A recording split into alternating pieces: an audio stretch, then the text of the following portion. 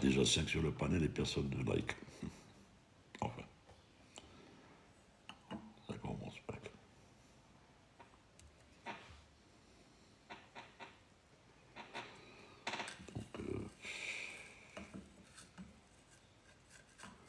Salut Hazem. Hazem Constantinois.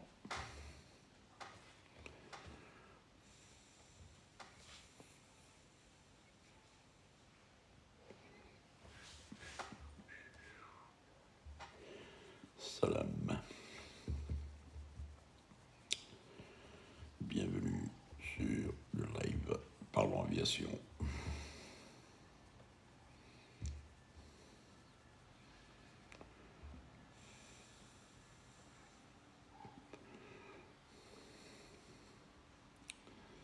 S'il y a des spécialistes, enfin, des créateurs de contenu sur l'aviation et qu'ils soient à l'écoute, j'aimerais bien qu'ils montent aussi. Salut Idir. Salut Zizou. Salut Zoom.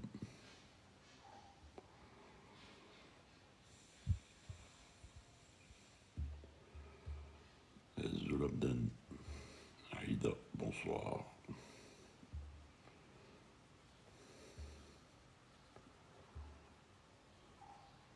Kruzberg.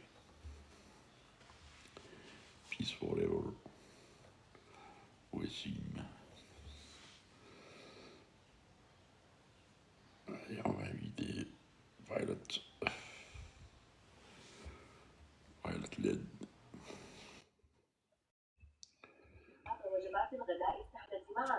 Bonjour Nordin, Salut. comment tu vas? À la télé. Hein? À la télé, non? Ouais, je viens de la mettre en mute. Comment tu vas? Ça va et toi? Ça va, alhamdoulilah. Ça a été le trajet l'autre fois? Ouais. Ah, c'était Kharota. L'essentiel, j'espère que tu as réglé ce que tu avais à faire. Ici, je l'ai réglé. Alhamdoulilah, très bien. Bon, il n'a rien à voir, mais c'est pas grave.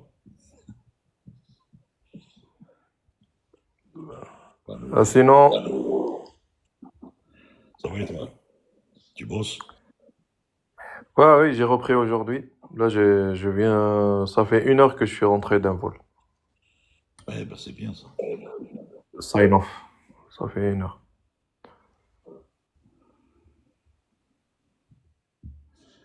Pas de soucis. Il y a des aides. Je suis au bureau.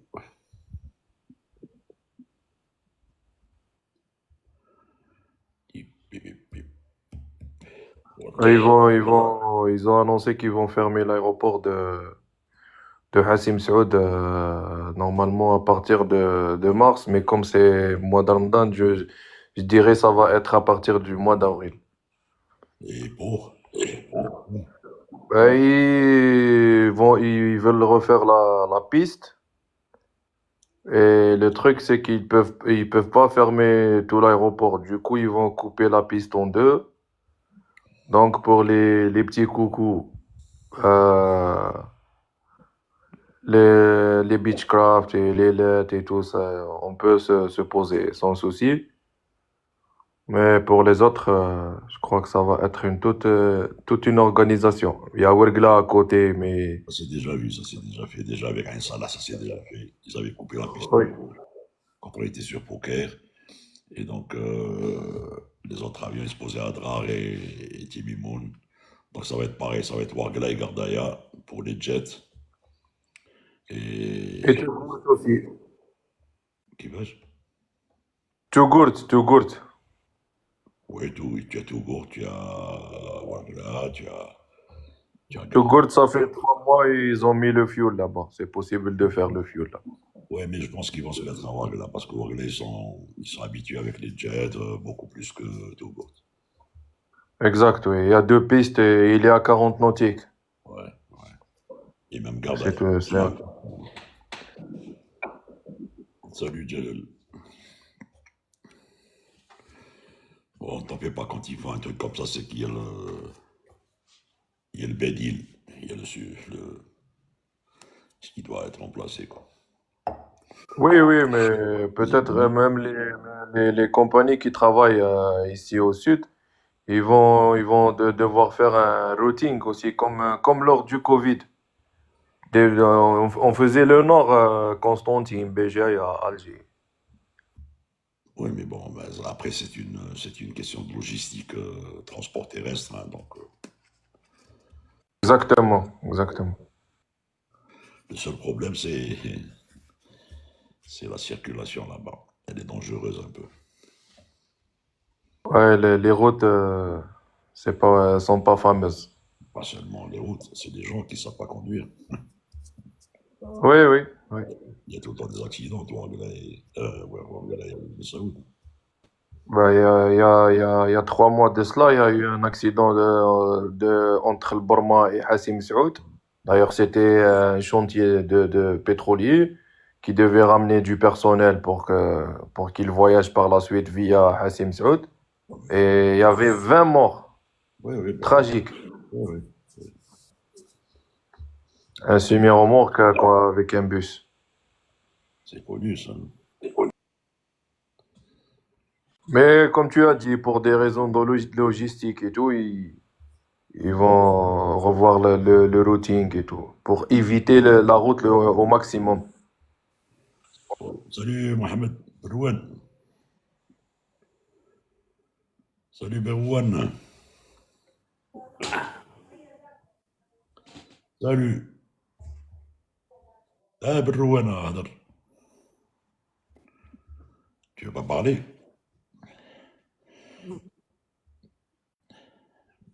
Je tente. Mohamed, vas-y, parle. Il est timide. Non, non, je le connais. Enfin, si c'est le à qui je pense, non, il n'est pas timide. Il n'a jamais été timide. Si c'est la personne à qui je pense, il n'a jamais été timide. Bon, il veut pas parler. Eh ben, j'en profite pour vous dire bonjour alors. Ouais, Salut. salut Nordine, salut Tahal, salut le chat. Salut. Bonjour Farid, ça fait Ça va plaisir. bien? Ça va, Merci tranquille. également. La reprise. Oui, t'as repris hier normalement. Oui, mais aujourd'hui, j'ai fait 2 vols aujourd'hui. Eh ben, très bien. Salut, Walid. Salut à tous. Salut Nordin, Tahar, Farid. Salut Salut Walid, salut Walid, Walid, salut. welcome back. Thank you. Ça fait plaisir de vous Ça fait un... retrouver. J'ai Hey, qu'une petite heure, mais je voulais passer quand même. Eh bien, merci d'être passé. Et je dis, Habba. Toujours avec les examens, ou ils nous enchaînent avec les examens. on n'en pas marre des examens. Ouais, il y a la météo, c'est pas ça, donc ils nous enchaînent avec les examens. Ça va, ça va. Ça va. Il faut t'accrocher, hein. Il te reste pas beaucoup, hein. Ouais, ouais. Non, mais ça va. Honnêtement, ça va. Tu sais, moi, c'est la météo qui me faisait peur, mais honnêtement, c'est pas si dur que ça. Tout le monde se plaignait. Peut-être pour l'instant, mais en tout cas. La météo, il faut la prendre avec philosophie. Il faut d'abord déterminer ce dont tu as besoin. La compréhension empirique des systèmes. C'est pas la peine d'aller dans les vents, géostrat, les adaptatifs, peu sèches, mouillés, tout ça, c'est des formules que tu dois utiliser. Mais ensuite, ce que tu dois savoir, c'est comment utiliser les graphes, comment lire la TEMSI, comment faire ceci, les tafs, les métars, tout ça, c'est... Bon, après, c'est un coup à prendre, hein. Mais pour l'examen, c'est Ouais, bon. il y a beaucoup de par cœur. Ouais. Il y avait beaucoup de par cœur sur la météo. Oui, oui, oui, oui. Salut, Bah, de toute façon, même l'interprétation, tu as besoin quand même d'une base. Donc, c'est vrai. Mohamed Bourouane, je t'ai fait monter, mais tu voulais pas parler. Salut.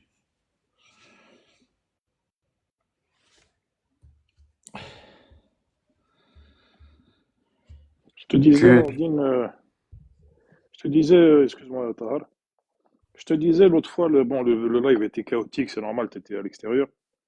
Et je te disais que quand tu n'étais pas là, c'est-à-dire quand tu n'es pas là sur l'écran, il est impossible de gérer quoi que ce soit. Et tu me disais que si, je te le prouve par A plus B. Quand tu n'es pas là, c'est-à-dire quand il y a la tasse de café, Oui. impossible de gérer quoi que ce soit. Et ça, apprends-le. Non, je pense pas. Ah si, moi Bon, j'en suis sûr à 100%, Nordi. bon, Crois-moi, crois-moi. la tasse de café, ça veut dire que je suis sorti du TikTok, moi. C'est ça, exactement. Tu es sorti du TikTok. C'est ce que je suis en train de te dire. Pas que tu sois pas là, c'est-à-dire quand il y a l'image de l'avion, ou bien toi, quand il y a ton image à toi, il n'y a pas de souci. Mais quand tu es sorti de TikTok, c'est impossible. Le guest fonctionne, le live fonctionne, mais tu Oui, peux parce rien que, gérer. mais je t'explique, c'est très simple, c'est clair. Quand il y a la tasse de café, c'est que si c'est l'hôte qui le fait, c'est que le live est en pause. Il va être mis en pause. Et moi, je le faisais pas exprès. Il passait automatiquement au rideau quand je passais par des endroits, trucs. Mais sans plus, après, j'ai essayé de le remettre très vite comme il était.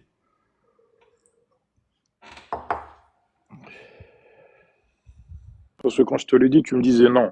Il faut que tu refasses une qualif. Je ne savais pas s'il était en pause. Je pensais qu'il y avait l'image de l'avion. Je pouvais pas Hola, mi savoir. gente, ¿cómo estás? C'est bien et tout. Ça va, En fatigué. Spanish. Salut, ça va, vous allez bien? Salut Farid, salut Pilote, salut le chat. Voilà. Spanish. Bon, la communauté en bas, on garde le cap, on tapote, on fait monter le live, on envoie un petit cadeau si les poches ne sont pas trouées. On y va. On like, on tapote s'il vous plaît.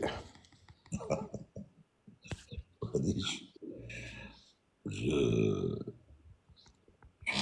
je suis même en train de penser à arrêter carrément le live. Impossible. Makalla, impossible. On va faire une pétition pour que t'arrêtes pas le live. Ok, je ne sais pas, mais bon. De TikTok, je les connais bien. Ouais, ouais. Si tu connais bien, tu sais ce que tu dois leur dire. Ça va, vous allez bien, vous êtes en forme? Ben oui. Et toi? Je suis claqué au sol. Je suis fatigué. J'ai commencé à 4 heures ce matin, je viens de rentrer là. Ah, d'accord, tu as fini. T'as dû faire les deux aujourd'hui. Cette nuit, ouais, cette nuit et ce matin, exactement. Cette nuit là-bas et aujourd'hui là-bas. Là-bas ou là-bas. Il y a de quoi, hein. Ouais. Là, j'ai fait les vols qu'on aime bien. Abidjan, Bamako. C'est les vols où tu te prends un peu la tête. Où tu réfléchis un peu. Ah, c'est bien de réfléchir. Oui, Au lieu de t'arrêter seulement à la réflexion de ton image sur le miroir. exactement. Non, mais le truc, c'est qu'après, les autres vols, le vrac, tu fais moitié à l'avant, moitié à l'arrière, tu te prends pas la tête. Les bagages éco à l'avant, les prios devant la porte, voilà. Après, tu réfléchis plus. Alors, quand tu fais des gros porteurs, t'as les palettes, t'as la DGR, il y a des palettes que tu peux pas mettre côte à côte, tu vois.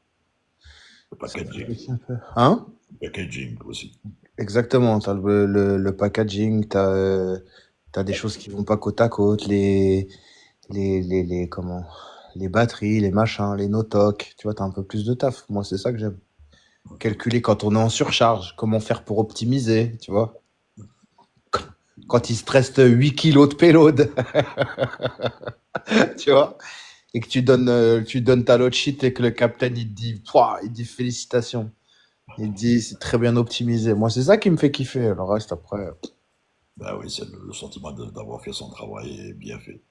ouais, voilà. Le pilote, il est content. Le fret, il est content parce que t'as pris tout ce que t'avais à prendre. Donc, eux, ils vont gagner de l'argent. Donc, la compagnie. Voilà, ça te permet de te faire bien voir. Spani, je pose la question aux collègues qui font AH à Paris-Alésia, négligent les bagages priorité AH. Non, ils négligent pas les priorités. Les prios, ça reste les prios. Les prios, c'est devant la porte. Hein. Ça reste comme ça partout chez tout le monde. Hein. Ouais, je pense pas aussi. Ils font bien leur taf, hein. Ils font bien leur taf. Il y a de voir des couacs, mais pas Ouais. volontairement. Souvent, oui, il peut y en avoir. Je voyage souvent en First, je vois mon bagage monter en dernier à l'avant à Alger. Ouais. Ah, à Alger. Ah, Alger. Oui, peut-être. mais écoute, tu es en train de te contredire parce que si tu voyages Ouais, moi, et tu vois ton bagage monter en dernier à l'avant à Alger, c'est qu'il doit sortir en premier. je vois des Ah, c'est normalement ça. Mais bon, euh, souvent, je vois des bagages normaux. en réalité, quand il y a le tag first, Les First, ils sont toujours ils sont toujours devant la porte, que ça soit à l'avant ou à l'arrière, normalement. Et après, c'est en fonction sur la piste, quand l'avion arrive, eh ben, les mecs, ils sont censés prendre les prios et ils sont censés partir. T'as voilà. certaines escales, tout ce qui est first, first, c'est un service à part qui vient chercher les bagages dès le départ. Ouais, ouais. Après, les mecs, ils ont pas le temps, ils ont du boulot, hein. Des fois, ils ont pas le temps de les amener tout de suite. Des fois, par exemple, si tu prends l'avion et qu'il y a 3 prios contre 200 bagages, tu penses bien que les mecs, ils vont pas se précipiter à sortir 3 bagages, quoi, et à emmener 3 bagages. Ils vont attendre d'en prendre une cinquantaine. Et puis peut-être ils vont. Faut comprendre aussi les mecs de la piste, hein. Moi, je respecte énormément. C'est un travail très fatigant, hein. Très fatigant. On les néglige souvent et moi, je supporte pas ça. Je les défends beaucoup, ces gens-là.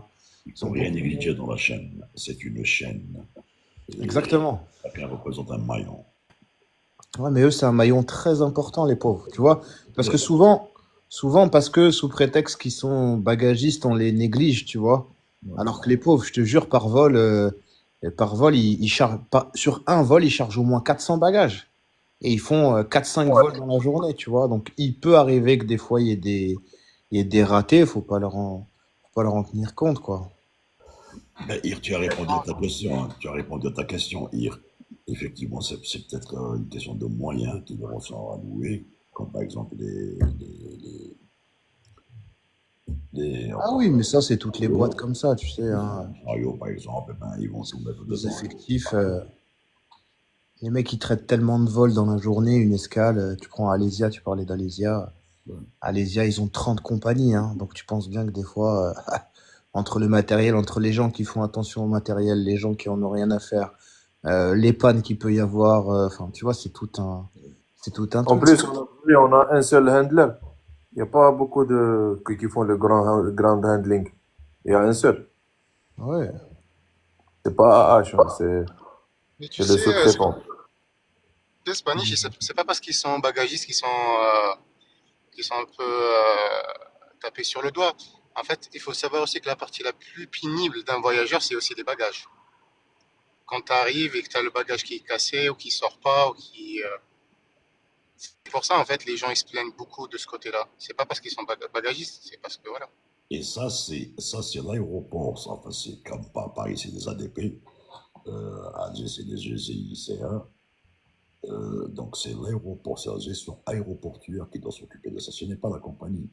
La compagnie peut avoir, par exemple, ses manutentionnaires pour faire le travail, mais en réalité, tout ce qui est moyen, bon, roulant, ça appartient à la compagnie en général ou à celui qui fait la prestation de service, comme à Alger, le Swissport et tout, ou bien à Paris, Alésia, tu as le truc. Mais l'aéroport doit mettre tout en œuvre pour que l'acheminement doit être bien fait, les scanners fonctionnels, les tapis en bon état, etc., etc., Non, ça, etc. justement, ce sont les sociétés. Ce sont les sociétés, c'est les handlers qui ont leur propre machine. Moi, justement, à chaque fois, je dis, si j'avais été ADP, je mets à disposition du matériel et tous les mois, ils louent le matériel. Ce serait plus simple pour tous les handlers. Oui, mais ça les intéresse pas. Oui, je sais, parce que c'est beaucoup de travail. Mais en vrai, tu vois, quand tu parles de machines et de moyens, malheureusement, des fois, quand tu es sur un gros aéroport, ça veut dire que tu es obligé de laisser des machines au large, en Golf 7, en Echo 8 ou machin. C'est loin des points de contact. Tu peux pas les retirer parce que le jour où l'avion il est là, bah, il faut les ramener quand même. Enfin, c'est tout un truc, hein. C'est pour ça, c'est pas si facile que ça. Et après, Walid, que je te disais sur les bagages, faut savoir que sur les bagages, tu as au moins sur certains vols, tu as 400, 500, 800, 1000 bagages, 1300 bagages. Tu penses bien qu'à un moment donné, les mecs, ils vont faire attention au premier et que malheureusement, eux aussi, ils ont un timing, hein, tu vois. Donc, il peut y arriver que des fois, malheureusement. Et puis, des fois, c'est pas de leur faute, hein. Des fois, il suffit qu'ils posent la valise et qu'elle soit dans un mauvais angle, tu vois. Soit dans un mauvais angle, ça casse, c'est pas spécialement de leur faute, hein. Salam Nico, ça va mon frère? Donc, euh, donc voilà. Je dis pas que c'est leur faute, mais c'est un peu eux la vitrine, si tu veux, du voyage d'un client. Quand tu Ouais. fais un voyage et que ton bagage il est un peu malmené, bah, tu penses automatiquement à eux. Je dis pas que c'est leur faute, mais Oui, c'est c'est ce que toujours je te dis. pareil. Tu penses à Ouais, eux en négatif en disant ils ont cassé ma valise. Sauf que c'est tu vois, ça. il y a 1000, il y a 1000 trucs. S'il faut, la valise, elle a été juste cassée dans le temps de tapis et dans le tapis quand elle est tombée. Et puis voilà, tu vois. Enfin, il y a plein de trucs qui font que. Le problème, c'est que le casque tient. Ça retombe tout sur les épaules. Ouais, bah, de toute façon, de toute façon, comme a dit Nordine, on est tous un maillon de la chaîne et il suffit qu'il y ait un manquement à ce maillon pour que ça marche pas. Et ça serait bien genre de faire des fois des réunions où tous les intervenants doivent être présents Ah, pour parler comment travailler vers le même objectif. c'est systématique, Pilot, c'est systématique. Tous les aéroports le font en réalité. Oh, il y en a, t'inquiète pas, c'est des champions des tableaux Excel et c'est des champions des réunions. Le problème, c'est que sur le papier et dans le réel, c'est jamais la même chose. Et c'est vrai que quand on y réfléchit, on voit souvent les vidéos au Japon où tu les vois avec des gants soulever doucement la valise, etc. S'ils avaient le temps de faire pareil en France ou en Algérie, peu importe, ils le feraient, mais ils n'ont pas le temps tout simplement. Les gars, je sais pas si vous vous rendez compte, mais même le chat, il faut vous rendre compte qu'il y a certaines compagnies qui ont un TTM. Donc le TTM, c'est le temps de rotation dès qu'ils arrivent au point de parking. C'est 25 minutes, les gars. Je sais pas si vous vous rendez compte. 25 minutes, ils doivent décharger l'avion, ils doivent recharger l'avion, ils doivent refueler, ils doivent faire le ménage à bord, ils doivent débarquer les passagers et réembarquer les passagers. Ouais. Il y a que sur les gros porteurs où plus ou moins on a le temps. On a 2 heures pour charger ou 2 heures et demie pour charger. C'est en conteneur, c'est fait en galerie, c'est tranquille. Mais la plupart des petits porteurs, ce que vous prenez pour aller, que ce soit du Transavia ou du AH, les mecs, ils ont pas longtemps, hein. Quand il arrive au bloc, vous avez 25-30 minutes, hein. Donc c'est ça aussi, hein. T'as pas la T'es à même. la, t'es à la limite de l'évacuation emergency. Ben oui, mais Faut, t'as pas le même temps de rotation. Donc forcément, quand t'as pas le même temps de rotation, tu peux pas traiter de la même manière un vol où tu as un temps de rotation de 25 minutes que si tu avais 2 heures, que si t'avais 2 heures ou 2 heures et demie de rotation. Le problème, c'est que tous Et, les avions n'ont pas 2 heures de rotation.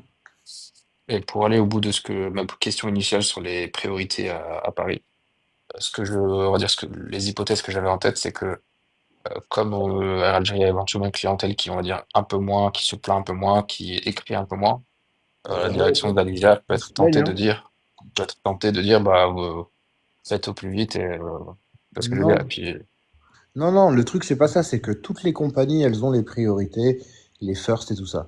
Le truc, c'est que sur les vols Air Algérie, souvent, c'est rare que tu aies des mecs en business. T'en as pas beaucoup comparé au reste des échos. Donc, des fois, tu vas avoir 4-5 bagages qui sont en écho, en prioritaire, d'accord? Sauf que derrière, t'en as 300 ou t'en as 400. Donc, les mecs, ils vont attendre d'en avoir une cinquantaine pour éviter les allers-retours en galerie. Sinon, ils font que ça. Et tu perds trop de temps. Donc, ils vont te mettre ton bagage, ils vont en prendre 50, 60 et ils vont faire le premier voyage. mais théoriquement, comme il sort en premier, il est sur le premier chariot. Oui, mais s'il y en a que trois, il va pas. Tu vois ce que je veux dire? Le chariot, il va tout être dans le même chariot. Voilà.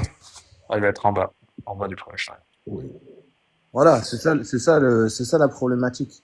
Si par exemple tu es sur un vol, un gros porteur, où tu vas commencer à avoir 25, 30 business, bah là tu peux être sûr que les mecs ils vont l'avoir en premier parce que à 30 bagages, tu peux déjà envoyer un chariot. Mais quand t'en as 3, t'en as 4, tu vas pas t'amuser à faire des allers-retours. Ça peut s'éviter quand il y a un transit. Quand il y a un transit, le bagage, il est traité à part. Transit, c'est différent. Transit, il est aussi devant la porte et lui, il est traité automatiquement. Transit, c'est carrément les mecs de la galerie qui viennent chercher le bagage parce qu'ils ont reçu les messages, ils ont reçu les messages comme quoi qu'il y avait un transit. Exactement. Voilà, on vous a fait un petit cours d'ensemble sur la gestion aéroportuaire, le handling, bagage. Maintenant, est-ce que vous avez des questions sur la formation, sur l'aviation générale, sur des expériences personnelles?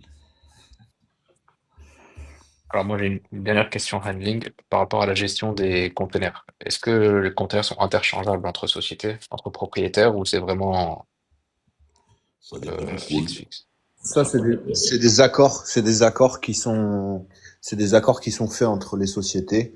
Par exemple, nous, par exemple, à Via Partner, ça peut arriver que des fois on prenne des conteneurs de chez Aura. Donc Aura, c'est une autre société, parce qu'il n'y a pas assez de conteneurs sur la plateforme.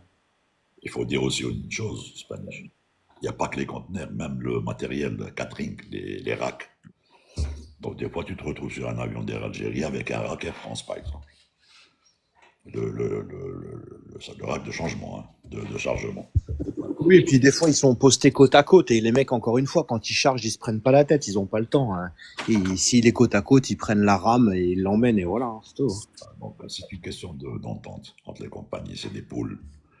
Même aux techniques, c'est pareil. Des fois, ça se passe aux techniques comme ça. Quand il y a, par exemple, un problème technique, et ben, s'il y a un accord entre les deux compagnies, le pilote peut, enfin, la compagnie peut demander à l'autre compagnie quand il s'agit du même MSN, du numéro de série, par exemple, d'avoir une pièce et quand il y a un pool. Hein.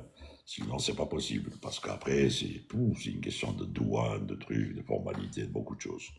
Bon, tout ça, c'est des accords, comme disait Spanish. Hein. Si tu fais des accords, tu passes des accords avec des compagnies avoisinantes, il y a des choses qui se passent bien, il y a des choses qui se passent moins bien. Oui, moi, je voulais te demander, je vais sortir du sujet des aéroports, au niveau de la formation, donc PPL, ATPL, etc., etc. À quel moment tu es confronté à une visite médicale? Ah, À quel moment tu es confronté à une visite médicale? Pour le PPL avant de commencer ton PPL et avant de commencer le professionnel. C'est juste que tu as deux classes différentes, classe 1 et classe 2. Sauf si t'es un peu mousse c'est que tu fais la, enfin, plus prévoyant, tu fais la classe 1 dès le début. La visite à tes clubs dès le début. Même, Mais même pour nous, quand tu fais la TPL, ils te demandent de faire la classe 1 dès le début. Parce que mais ça sert à rien de faire la classe 3 et puis en arrivant à ton ATPL et tu te rends compte que tu n'es pas apte et tu auras dépensé quand même beaucoup d'argent.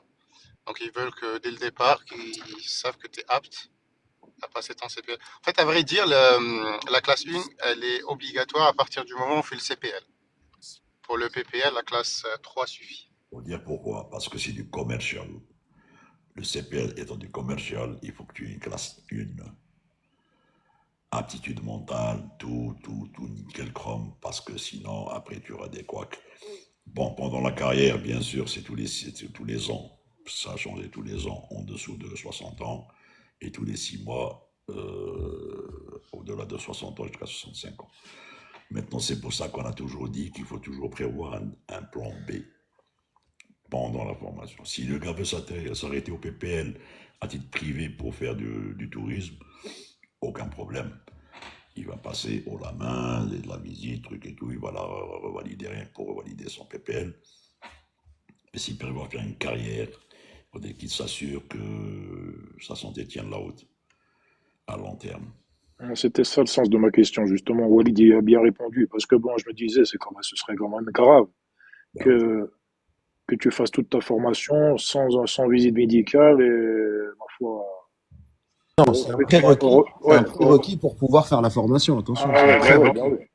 Tu dépenses tout ton argent au niveau recrutement en compagnie, on t'élimine quelque part. Ah Parce non, que bon, t'as pas la santé. un Ouais, prérequis D'ailleurs, avant je de refais la commencer. mienne aujourd'hui, moi. J'ai rendez-vous tout à l'heure pour refaire la mienne. D'ailleurs, en parlant d'aviation légère et de tourisme, ça c'est du côté de chez toi hier là. Il y a deux avions de touristes qui ont été escortés par avions de chasse et hélicoptères parce qu'ils se sont perdus dans les nuages. ah, Ça, hier, ouais. J'ai vu, ils sont entrés Ils sont entrés dans les nuages et ils n'étaient pas qualifiés IFR. Ouais, c'est surtout que le brouillard est tombé et les nuages sont descendus et qu'ils étaient perdus, dont un qui avait 45 minutes d'autonomie. Il était pas très bien. Ce problème arrive souvent,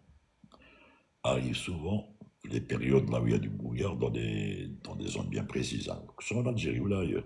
Ah, c'est Quand, dans le nord. quand il y a des solos, Ouais, le ouais. gars qui décolle Kavok, il va dans un endroit assez bien, mais pour redécoller, il se retrouve une couche à 500 pieds, à 500 pieds par exemple, après le décollage. Là, deux choses, même s'il a la visibilité, il va pouvoir demander le décollage. Mais tout le problème est là, c'est que s'il décolle et qu'il passe à travers la pellicule nuageuse, il se retrouve ensuite au-dessus de la couche nuageuse qui passe, par exemple, une entrée de maritime ou le stratus bas. Ben, je vais te dire un truc, c'est pas évident qu'il retrouve sa route, même s'il a son tracé et tout, parce que D'ailleurs, ça nécessite une qualification, ça, le VIA faire en top. oui, VFR en top, Ouais. exactement. Après, Mais le problème, là, c'est que s'il se retrouve dans les nuages, c'est une infraction. Et Et alors là, ça veut dire qu'il n'a pas bien étudié son dossier météo au c'est départ. ça. Après, ça peut arriver, mais même toi, déjà, quand il fait beau et que tu fais du on-top, déjà, tu as une procédure particulière pour redescendre. Tu dois descendre en spirale pour redescendre dès que tu vois un trou.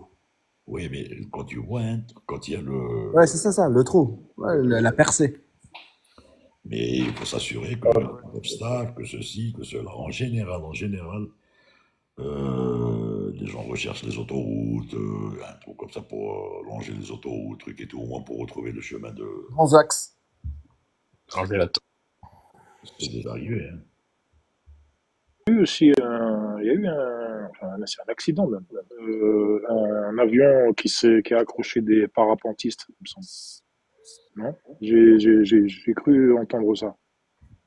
Je Je sais sais pas. pas. Là, je sais qu'il y en a un chez moi aussi, pareil, là, juste en face de mon école. Il a décollé et il a été escalé dans la forêt juste en face, là, parce qu'il a eu une panne moteur. Donc, mon instructeur, là, il me dit, à tous les coups, c'est la réchauffe carbu.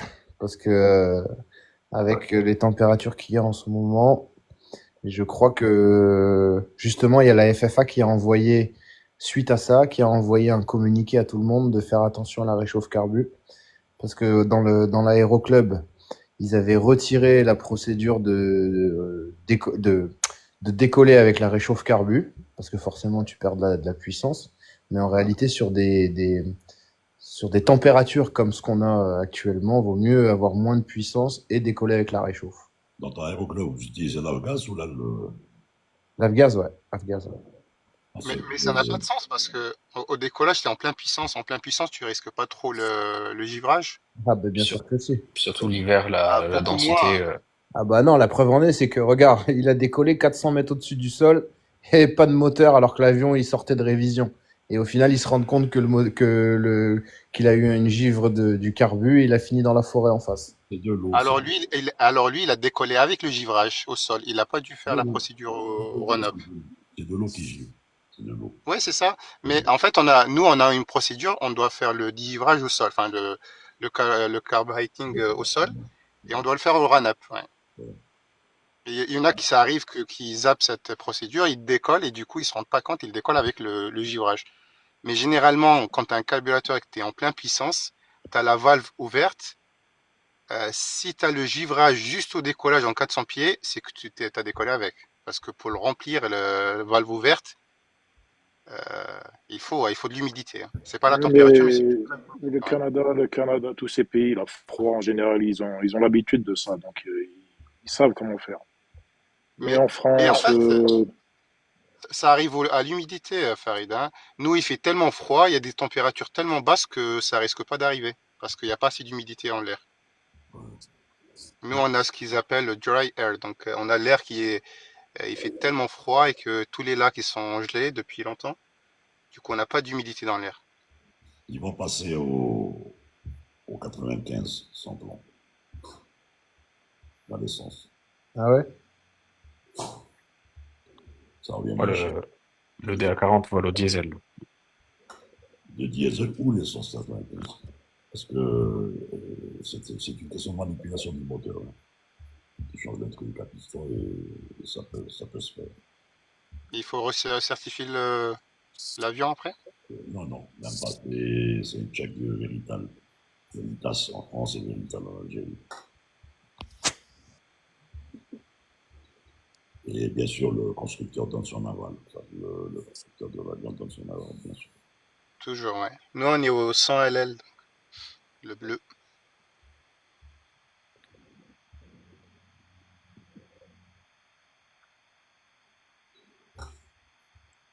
Là, tout à l'heure, j'ai fait mon dernier vol, là, que j'ai fait, là. Je rentre dans le cockpit, je pensais que c'était un homme, c'était une femme. 32 ans, elle est Captain 330. C'est beau, hein? Oui, c'est ça. Magnifique. Non, mais je trouve ça magnifique. Je lui ai dit, en tant que femme, tu dois te sentir, quand même, tu dois te sentir bien, tu vois. Commandant de bord 330. Elle était en Asie, apparemment. Elle était en Asie, elle a fait, bah, du coup, elle était sur 320 et là, elle est passée 330. Ben oui, ça, C'est beau, hein? Elle n'est pas comme nous au Spanish. Elle a commencé très tôt la formation. Ouais, mais après, j'ai Ouais. appris que son père était pilote chez Air France aussi, donc à mon avis, elle a baigné dedans depuis tout petit. oui, en Ouais. général, Surtout le programme cadet. ça se transmet. La passion se transmet. Non, mais c'est beau, je trouve ça magnifique. 30 ans, t'es une femme, t'es commandant de bord 330, c'est magnifique. Tu es en train de dire ça parce que tu es jaloux. C'est pas la même chose. Non, je suis pas jaloux. Je te dis, Zama, tu vois, le ressenti que tu dois avoir en tant que femme d'être capitaine sur 330, c'est quelque chose, tu vois. Où est le problème? Je trouve que, de toute façon, nous, on a à peu près 80 femmes qui sont pilotes, dont une qui, d'ailleurs, elle est aux alentours de ça. Elle a 33, 34 ans à peu près. C'est beau, hein. Elle est capitaine Tu parles 330. de la satisfaction, je pense, Spanish. Tu parles de la satisfaction d'être. Exactement, c'est ça, c'est ça. Je te parle Je pense, par rapport au mais je combat des pense, femmes Fanny, qu'elles font, tu vois ce que je veux dire? moi, je, moi, je pense que les prochaines générations, ce sera banal chez eux, ça. Hein. Euh, J'ai je pense j'ai que même envie de dire que c'est une question de vouloir. Ce métier, si tu veux, autant il passionne beaucoup de monde, autant les gens le refutent un peu parce que on leur parle souvent de vie privée, de ceci, de cela. Donc, bon, maintenant, c'est l'ère de la finance et de l'informatique, hein, management et informatique. Les gens sont beaucoup plus versés vers le trading, vers la finance, les gains rapides, que de s'embêter pratiquement à faire des Non, mais- études. non, ce que je veux dire, Nordi, c'est que bon, notre génération, et puis c'est la génération actuelle, là, qu'on- c'est-à-dire, ils sont toujours quand même un peu étonnés de voir une femme à bord d'un avion dans le cockpit. Je veux dire, les générations futures, ce sera plus étonnant de voir une femme dans un cockpit. Non, je Je te vais parle donner un pas exemple. d'être Spanish. étonné. Attends, Spanish. Je vais donner un exemple. Oui, En Algérie, par exemple, non. Ça fait longtemps qu'ils sont mis à l'idée parce qu'ils voient des femmes captain monter, first officer monter, l'amance et tout. Donc en Algérie, ils sont habitués. C'est rare les gens qui ne sont pas habitués à entendre une voix qui vient du cockpit. Mais bon, il y a des pays, non. Il y a des pays où il n'y a pas encore de femmes pilotes. Pour X raisons, je ne sais pas. Mais bon, la plupart des compagnies ont des femmes pilotes, que ce soit comme on bord ou first officer ou technique ou dispatch ou partout. Donc, oui, Tu le vois en déjà. plus, et lui, il a donné un détail très important. Qu'il a dit que son père, déjà, c'est un ancien d'Air France. C'est qu'elle a déjà une carrière un peu, je ne vais pas dire pistonnée, mais elle est sur le plan de Elle a baigné formation, dedans. Bah oui, elle a baigné dedans. c'était bien parti pour elle. Mais après, ce que je te dis, moi, c'est que je dis pas, c'est pas pour dénigrer ou quoi. C'est ce que je te dis, c'est que par rapport au combat des femmes qu'elles ont actuellement et de leur place dans la société, je trouve que aujourd'hui, je te parle de la fierté qu'elle doit ressentir en étant Captain 330. En tant que femme, même en tant qu'homme, t'as forcément une fierté, quoi qu'il arrive. Attends, Spanish, on passe une question de Mahédine. Les aéroplains réduisent la vitesse ou les deux, ou le taux de descente, ou les deux simultanément. Les aéroplains réduisent la vitesse, mais augmentent le taux de descente. C'est fait dans ce sens. Les aéroplains doivent être utilisés quand on veut descendre rapidement, effacer un niveau le plus rapidement possible, ou réduire la vitesse aussi. En même temps, descendre et réduire, ce serait bien. Voilà. Donc, c'est. Ils réduisent la vitesse et augmentent. Ils ne réduisent pas le taux de descente, ils augmentent le taux de descente. Un peu le même effet que on appelle ça, les flaps. Pareil, Oui, ils réduisent un peu la vitesse, enfin, ils augmentent la traînée, du coup, ils le, réduisent la vitesse et le flap, si tu veux, c'est quand tu en plein sors. flaps. Ouais. Quand tu as des configurations atterrissage, l'utilisation des flaps, le braquage des volets, c'est en fonction d'une vitesse d'approche pour adopter une vitesse d'approche. Par exemple, quand tu es en N-1, c'est volet 3 sur 3,30 par exemple. Full en configuration normale.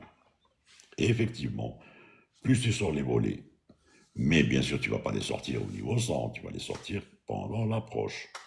Le tout, c'est d'être stable à mi-pied pour avoir pratiquement la vitesse d'approche, tous les appendices sortis, c'est-à-dire train, flaps et tout. Et comme ça se passera très bien. Voilà. Attends, 2 minutes, je quitte.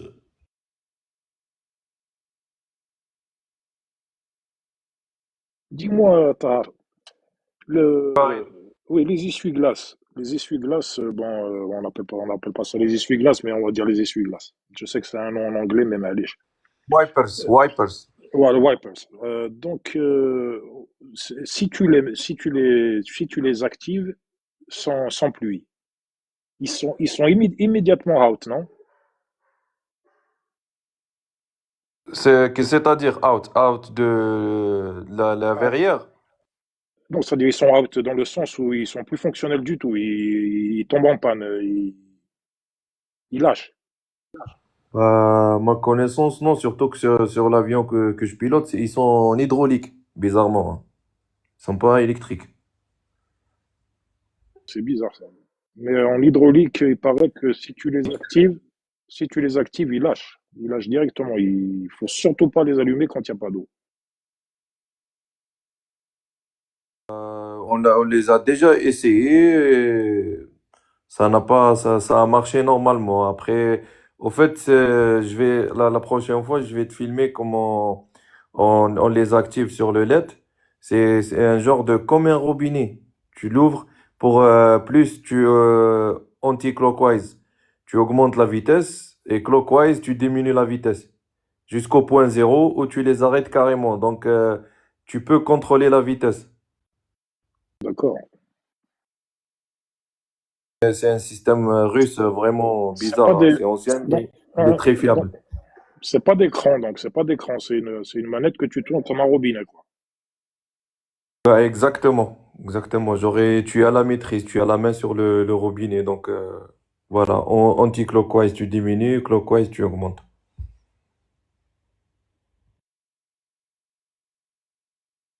D'accord.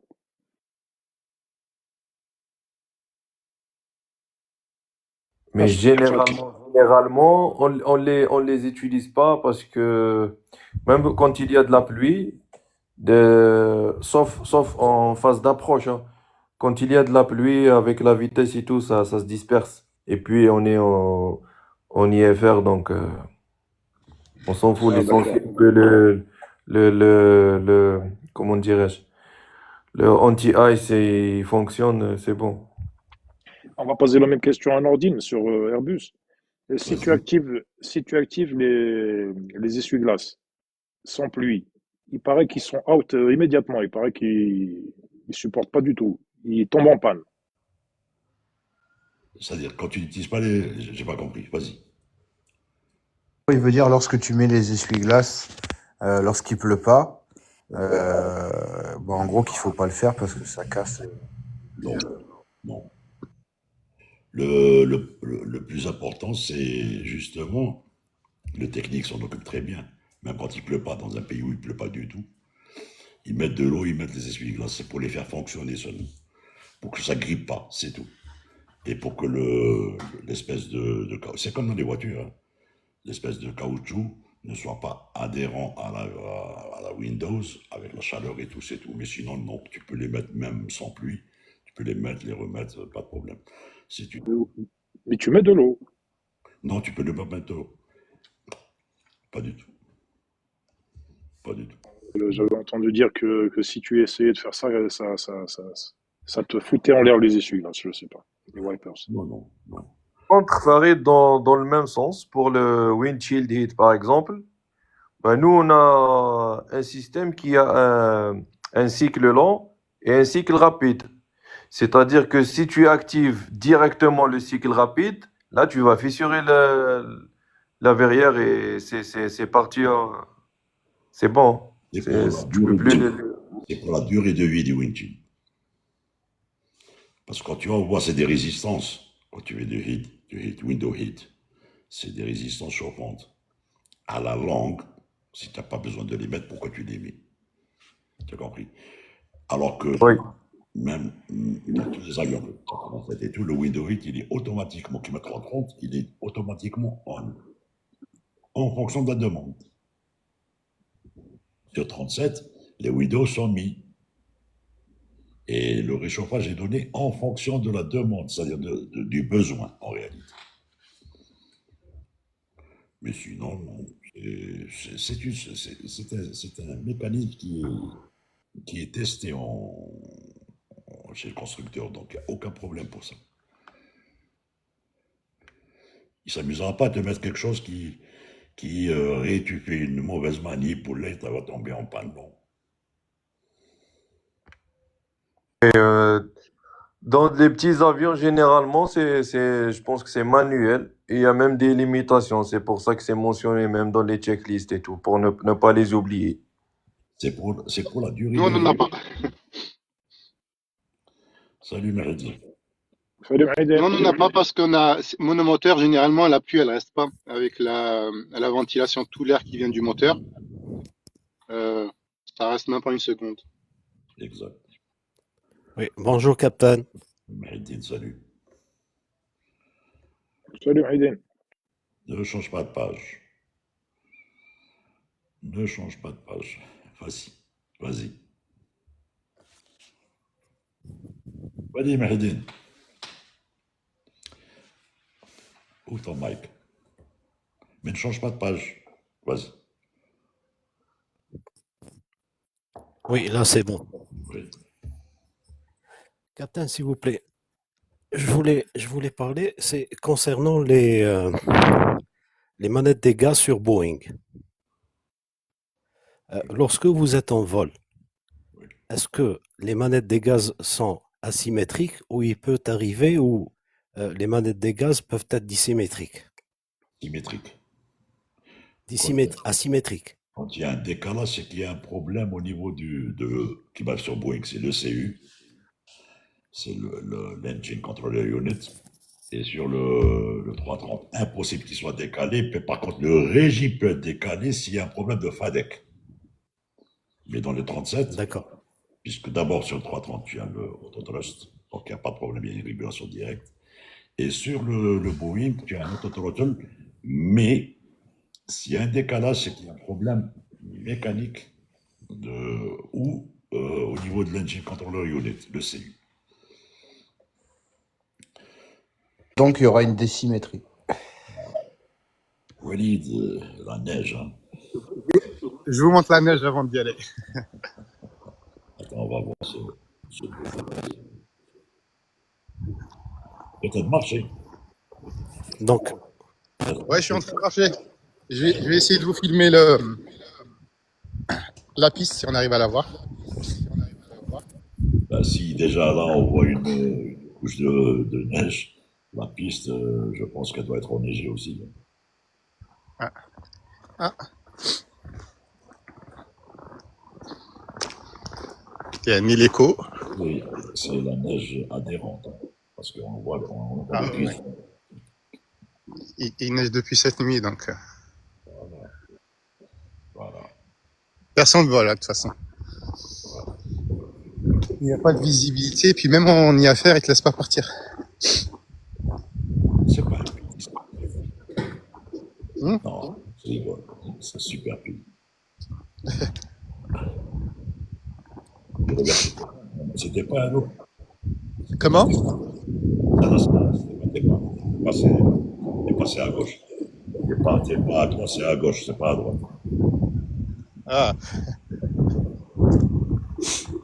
Voilà, ça c'était pas. Je vois la pointure de ta chaussure.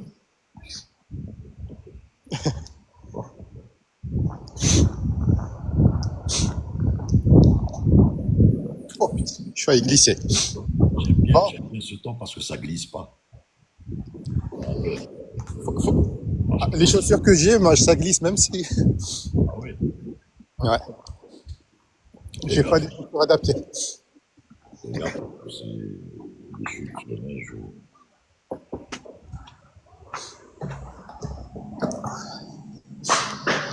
Bon, je vous laisse, j'ai un examen. Bon courage. Bon courage.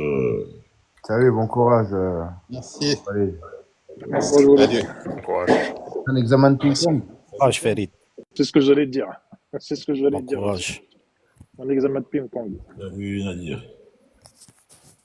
Nordine, dis-moi sur les 330 de AH, vous êtes équipé de délestage ou pas? Oui, Jettison, oui. Ok. Tu sais qu'il n'y a pas là sur les Néo de chez Corsair là. Ils peuvent se reposer à pleine charge. C'est une option. C'est une option demandée par la compagnie. Ouais. Ils Peut-être peuvent se reposer à pleine charge apparemment. C'était quoi le max sur ils peuvent se poser à pleine charge ou cramé? le stage pendant en orbitant. Ouais, faire des tours de En piste. orbitant, c'est tout. Hein. Parce que là, la limitation, c'était la même. Tu te rappelles de la limitation au landing, c'était quoi? À limitation, atterrissage, Ouais, au landing, le max. 180 tonnes. 180. Et 182 sur les 3 derniers, quoi. Là. Ah, tu vois. Tu sais combien il y a là sur les nouveaux là? 330-900 là? 251 tonnes. Et oui, parce que les néos, ils sont plus larges, ils prennent plus. Voilà, c'est tout. Hein, Incroyable, hein? le poids était plus important. Les normaux, c'est 238 tonnes. Ouais. Bon, on est passé de la neige à. À Ouarzazate. وصا على جن.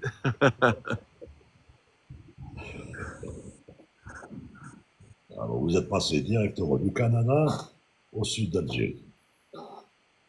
C'est bien, À l'extrême, de l'extrême à l'extrême. c'est bien, non? Ça, c'est où? Ça, c'est là, on est à 140 nautiques au sud-est de Hassi. Au sud-est de Hassi, c'est-à-dire tu es à. Ah, je suis pas loin de la Libye et de le Burma, de la Tunisie aussi. Mais chez le Dournos, Non, non. Alors, c'est un peu plus en bas. plus bas, c'est à 181 nautiques sur la radiale 174. Ensuite, il y a un arbre et on tourne à gauche et on tombe sur le Dournos. Ah, tu te rappelles très bien, Nordin. On dirait que tu faisais ça hier. Là, je faisais du poker, hein. J'ai fait du poker. Moi. Ouais, là, on est à 140. 140, on tournait à gauche et on tombait sur le Dournos. Qu'est-ce que j'aime les anciens quand nous, les jeunes, on croit qu'on va leur apprendre des choses et qu'en 2 secondes, il te dit tu vas tout droit, à gauche, il y a un feu rouge, si t'es ça. Et on a tous les jours ça, je te jure, c'est incroyable. Je peux te raconter mieux parce que. Protégeons nos anciens. Attends, pas. À BBM, Porsche Bessie Mokhtar, il n'y avait pas de piste en dur, il n'y avait que du tuf. Illizi, il y avait une piste en tuf. Et quand on faisait Adrar BBM, c'est à la frontière hein, avec le Mali, on descendait au petit bonheur la chance. Météo, on te donnait qu'avant au départ. Tu arrives là-bas, c'est 2000 mètres maximum. Haze, c'est-à-dire brume de sable. Et on avait une référence extraordinaire. C'est quand on arrive, on faisait du gogno beaucoup plus. Et on travaillait à la radio RTA. On arrivait à un repère bien précis qui était un espèce de grand arbre. C'est pas un baobab, c'est parce que c'est le baobab, c'est en bas. Mais un grand arbre. Hein. Vraiment, il était énorme cet arbre. Et c'est simple, on tournait à gauche sans réfléchir, on tombait sur la piste en tuf. Et la piste en tuf, elle était devant, comme ça. Et on se posait. Et quand je disais la piste en tuf, ça, tu as compris qu'à l'atterrissage, les pneus en prennent un coup, le gravillon qui remonte, le sable, le truc et tout et tout. Et tout. Moi, ça, j'allais dire, vous cassez pas les moteurs, là? Ils aspiraient pas de la merde, les moteurs? C'est des moteurs à air hot. Il y a des procédures. Et, ouais. Non, en plus, Et aujourd'hui, on a besoin. Et aujourd'hui, Sur un terrain qui, comme il a dit Nordin, en tuf et tout. Là, par exemple, sur notre avion, on ouvre ce qu'on appelle les separator van. Alors, tout ce qui est un peu lourd comme FOD, il part directement, il monte pas au compresseur. Ça, c'est pour préserver les moteurs. Mais là, c'est juste avant de toucher. voilà. dire que nous, on a besoin d'ILS, on a besoin d'un baobab, enfin, un arbre, ça suffisait. Ici, l'OBS, c'est une bénédiction, hein. Des fois, quand il fait pas beau et il n'y a pas de visibilité, avec l'OBS, tu ne peux être que content. Tu sais, et je te dis pas, à 47 degrés, full passager, full bagage, parce que c'était une fois tous les 15 jours le vol sur BBM, à Dar. Tu voyais le bout de piste, si je peux appeler ça une piste en tuf, arriver. Et cet avion était formidable parce qu'il y avait une injection de méthanol, c'est-à-dire pour refroidir et donner une poussée supplémentaire au moteur. C'est un bruit strident. On appelait ça la nourrice. La nourrice contenait du méthanol pour injecter ça sur les moteurs pour leur donner un boost. Et oui. Bon, la piscine, elle est un peu. On a même un petit lac hein, pour les canards. Ah, d'accord, je pensais que c'était la piscine. Tu devais être content quand t'arrivais au bloc. La piscine. Et pour ces terrains du désert, vous avez, parce que comme beaucoup ne sont pas sur l'AIP du SIA, vous avez une documentation compagnie ou ça reste limité? Oui. Bah oui, on a ce qu'on appelle ici, c'est le Jenkel Jep. Il n'y a pas de Jepsen ici dans des terrains pareils. C'est des terrains qui ont été mesurés et réglementés par la compagnie. Ok. Donc c'est des terrains privés officiellement. Par exemple, Air Algérie ne peut pas se dérouter dessus. Non, C'est des airstrips. Ok. c'est des pistes en tuf, tu peux pas te dégager dessus, en plus. C'est-à-dire, pour un Boeing. Maintenant, mais ça, je trouve que c'est quand même assez bien entretenu, enfin, à peu près. C'est une base, hein. Oui, c'est une base. D'accord. C'est une base entière. Ici, c'est un chantier où il y avait ConocoPhillips, c'était les Américains. Et là, maintenant, il y a Pertamina, c'est les Indonésiens. D'accord. C'est un site de pétrole. En fait, l'Algérie, tu sais, tout ce qui est est, c'est pétrole, tout ce qui est ouest, c'est gaz. Tu parles de Jepsen, ça c'est un Jepsen de 90. Beau souvenir. Non, C'est Nadir, quel continent? mais Nadir te parle de l'Edmond, non, c'est pas l'Edmond. Tiens, il est là mon bébé. Ouais. Fidèle à Corsair. Ah, Roya, j'en fais au moins 3 par jour.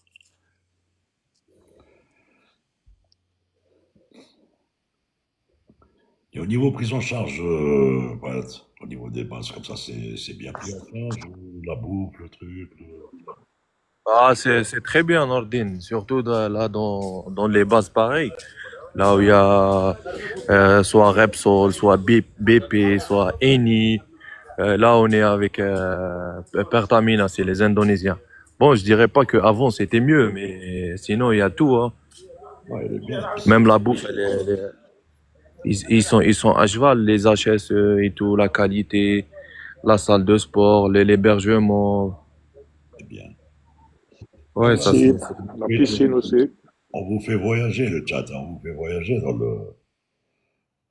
dans le, au sud, hein.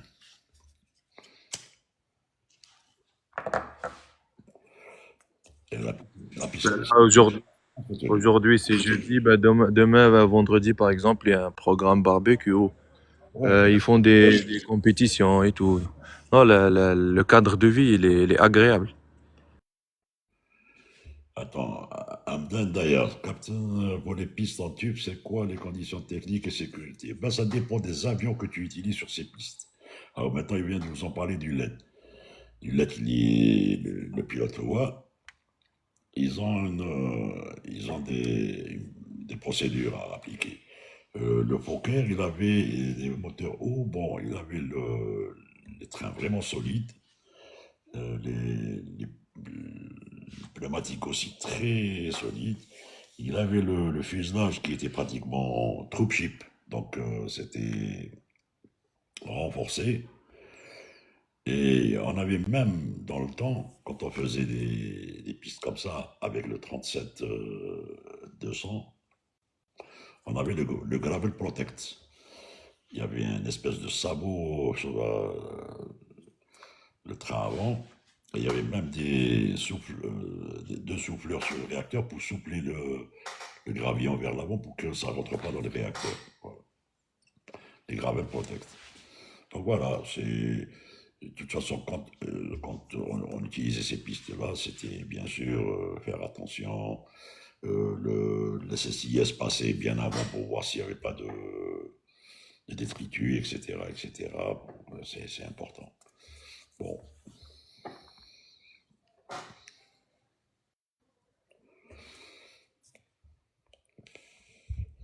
salut Chanel. عندي دبلوم في الفندقة. وسنة الخدمة. هنا ماشي فندقة، هنا سي طيران. دونك الفندقة نورمالمون تكتبي الابليكيشن فورم تاعك au niveau des hôtels. مش عندك comme CV curriculum vitae ويكتبوا لك.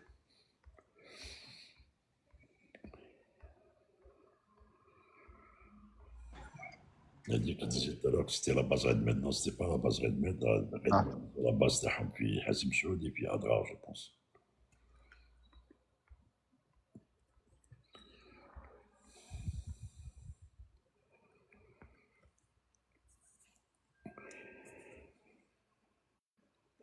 Non, la base de vie est occupée par les Indonésiens. Si par exemple cette base, un jour les Indonésiens terminent leur mission, et bien cette base, elle reviendra. S'ils travaillent avec Sonatrach, ce sera Sonatrach, Naftal sera Naftal, etc., etc. Maintenant, si elle appartient à un privé, ça c'est autre chose aussi. Ça veut dire que le privé l'aura loué. Oui, mais celle-là, elle appartient à l'État. Donc, avant, elle était occupée par les Américains, Voilà. ConocoPhillips. Voilà. Ils sont partis. Là, c'est les Indonésiens, Pertamina. C'est Voilà. une grosse boîte indonésienne. Donc c'est des contrats que ces pays passent, ces grosses compagnies passent avec l'État. Oui, Sonatrach, oui. Bon. Tu sais, quand tu dis Sonatrach Tennis, c'est un consortium, hein, donc il a des partenaires. Hein. Quand tu prends Air Algérie, par exemple, c'est un conseil d'administration, il a des partenaires aussi. Hein.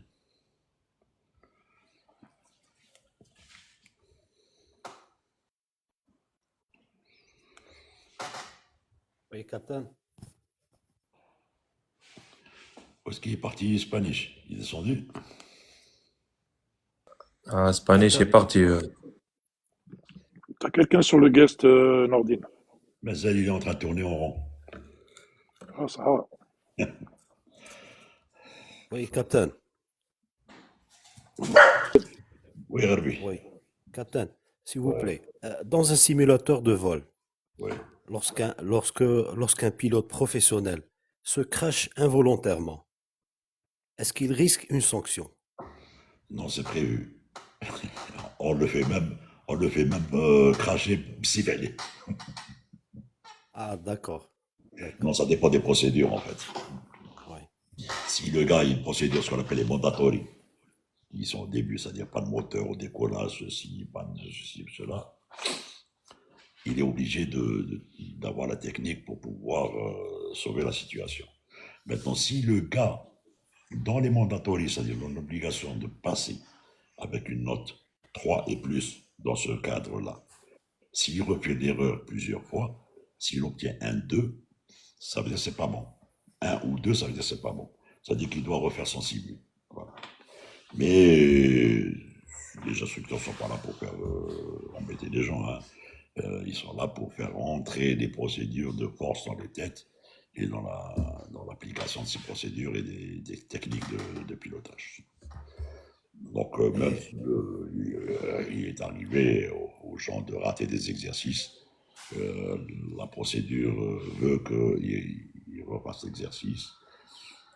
Maintenant, si vraiment, vraiment le gars tient pas la route, ben, il va falloir le faire passer par un autre instructeur ou un autre testeur. Voilà. et est-ce que, Captain, s'il vous plaît, est-ce que tous les simulateurs de vol sont pareils ou est-ce qu'il existe des simulateurs pour débutants? Dans les simulateurs pour débutants, tu prends l'IVA ou la Hajj. C'est pas des simulateurs, ça, c'est des. Quand je parle simulateur, je te parle de centre de simulation, c'est-à-dire sur 3D. Hydraulique, assistance hydraulique, électrique, ceci, cela. Quand tu rentres dans un poste d'un simulateur, tu as l'impression d'être dans un cockpit d'avion, carrément, hein. À part que tu peux pas ouvrir les vitres. Mais tu as le visu. Le visu à droite, à gauche, devant.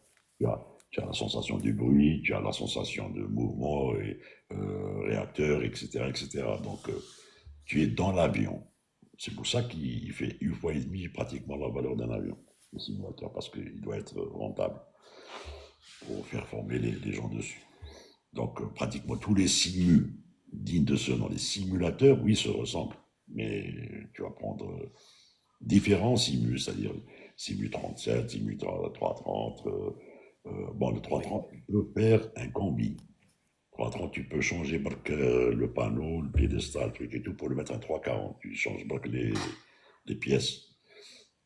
350, c'est autre chose. C'est à part, c'est un simu à part parce que c'est les displays qui diffèrent. Voilà. Bon, mais et ça coûte énormément cher. Oh, Ouais, bon, ça. c'est normal, oui, je comprends. Captain, s'il vous plaît, et lors d'une évacuation, et et il y a et pendant une évacuation, il y a des vents violents et de face. Est-ce qu'il y a une procédure à suivre? Pas particulièrement, sauf pour l'ouverture de la porte, par exemple. Bon, généralement, les portes, dans le temps, elles s'ouvraient de façon comme ça, latérale, hein. Donc ça, les constructeurs ont changé ce système.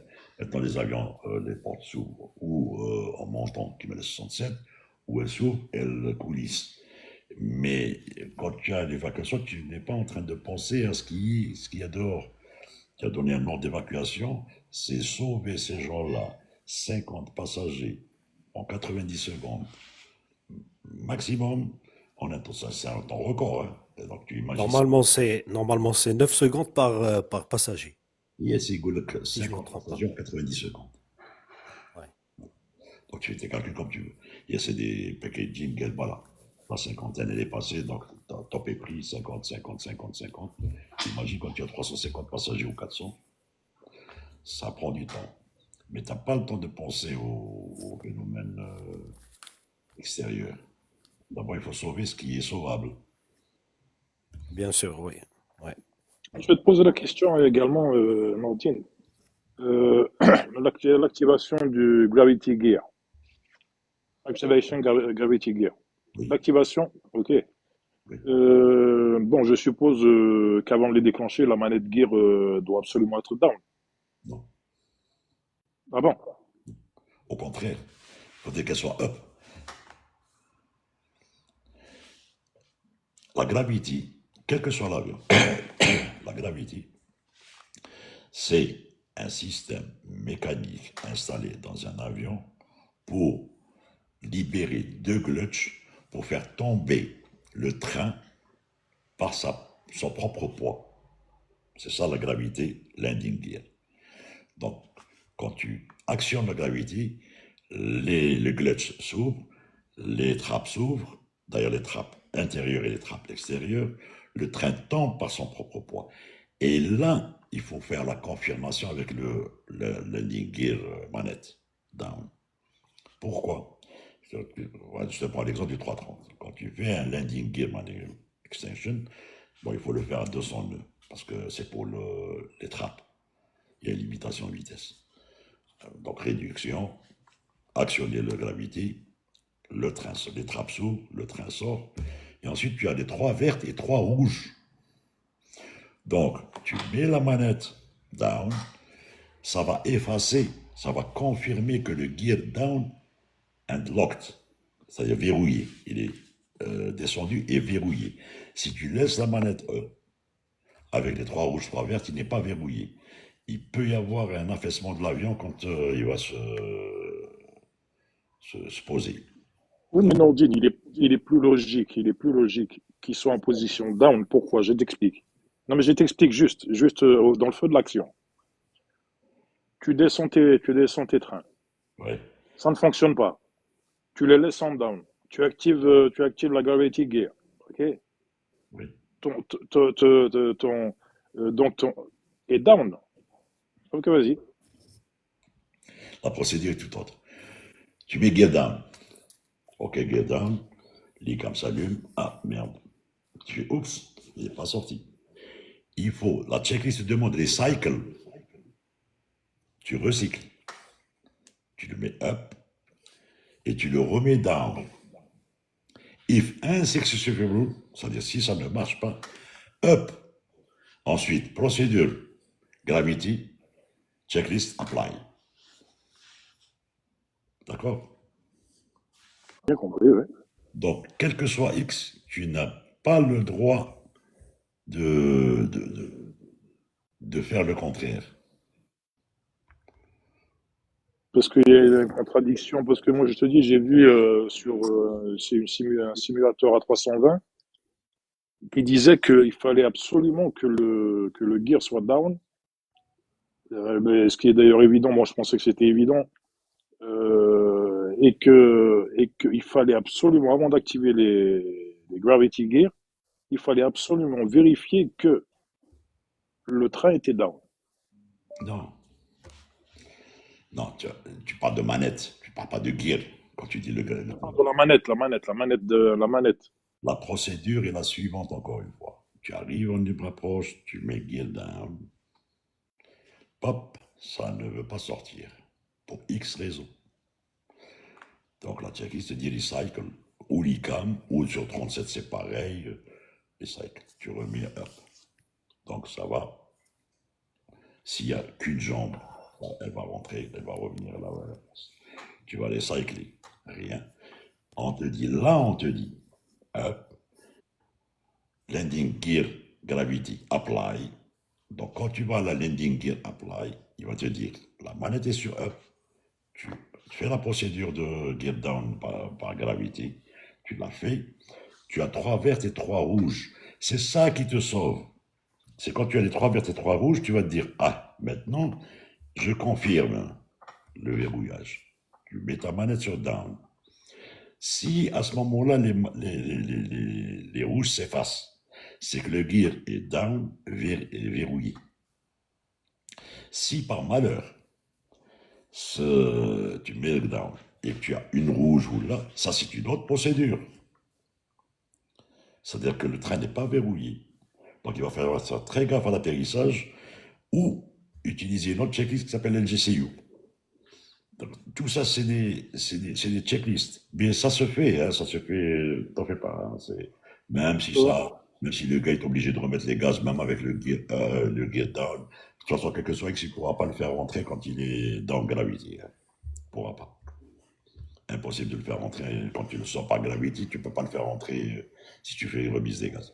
Donc, quel que soit X, c'est prévu aussi avec les performances que tu reviennes te poser avec le gear sorti. Voilà.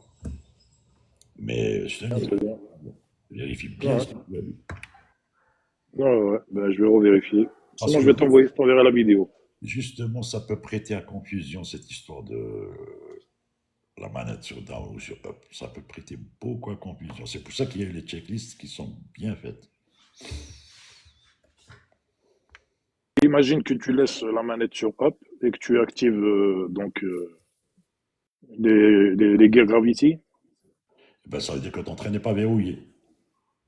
Et qu'à l'impact, ils peuvent se rétracter. Il peut se rétracter, il n'y aura pas de lock.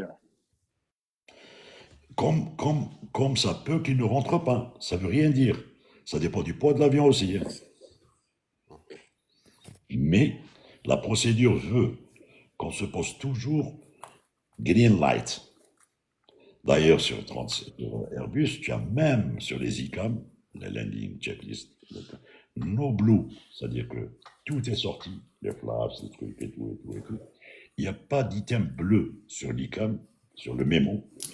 Landing, on dit landing no blue, c'est-à-dire qu'on n'a rien oublié, ni les aéroplanes, ni les aéroplanes, ni l'autoblink, ni rien, ni les signs pour les passagers, ni rien.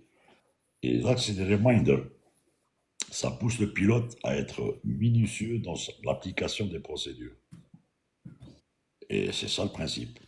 C'est comme quand on monte dans l'avion le matin sur un 330 ou un 3, il veut all cockpit dark light. C'est-à-dire que le cockpit doit être.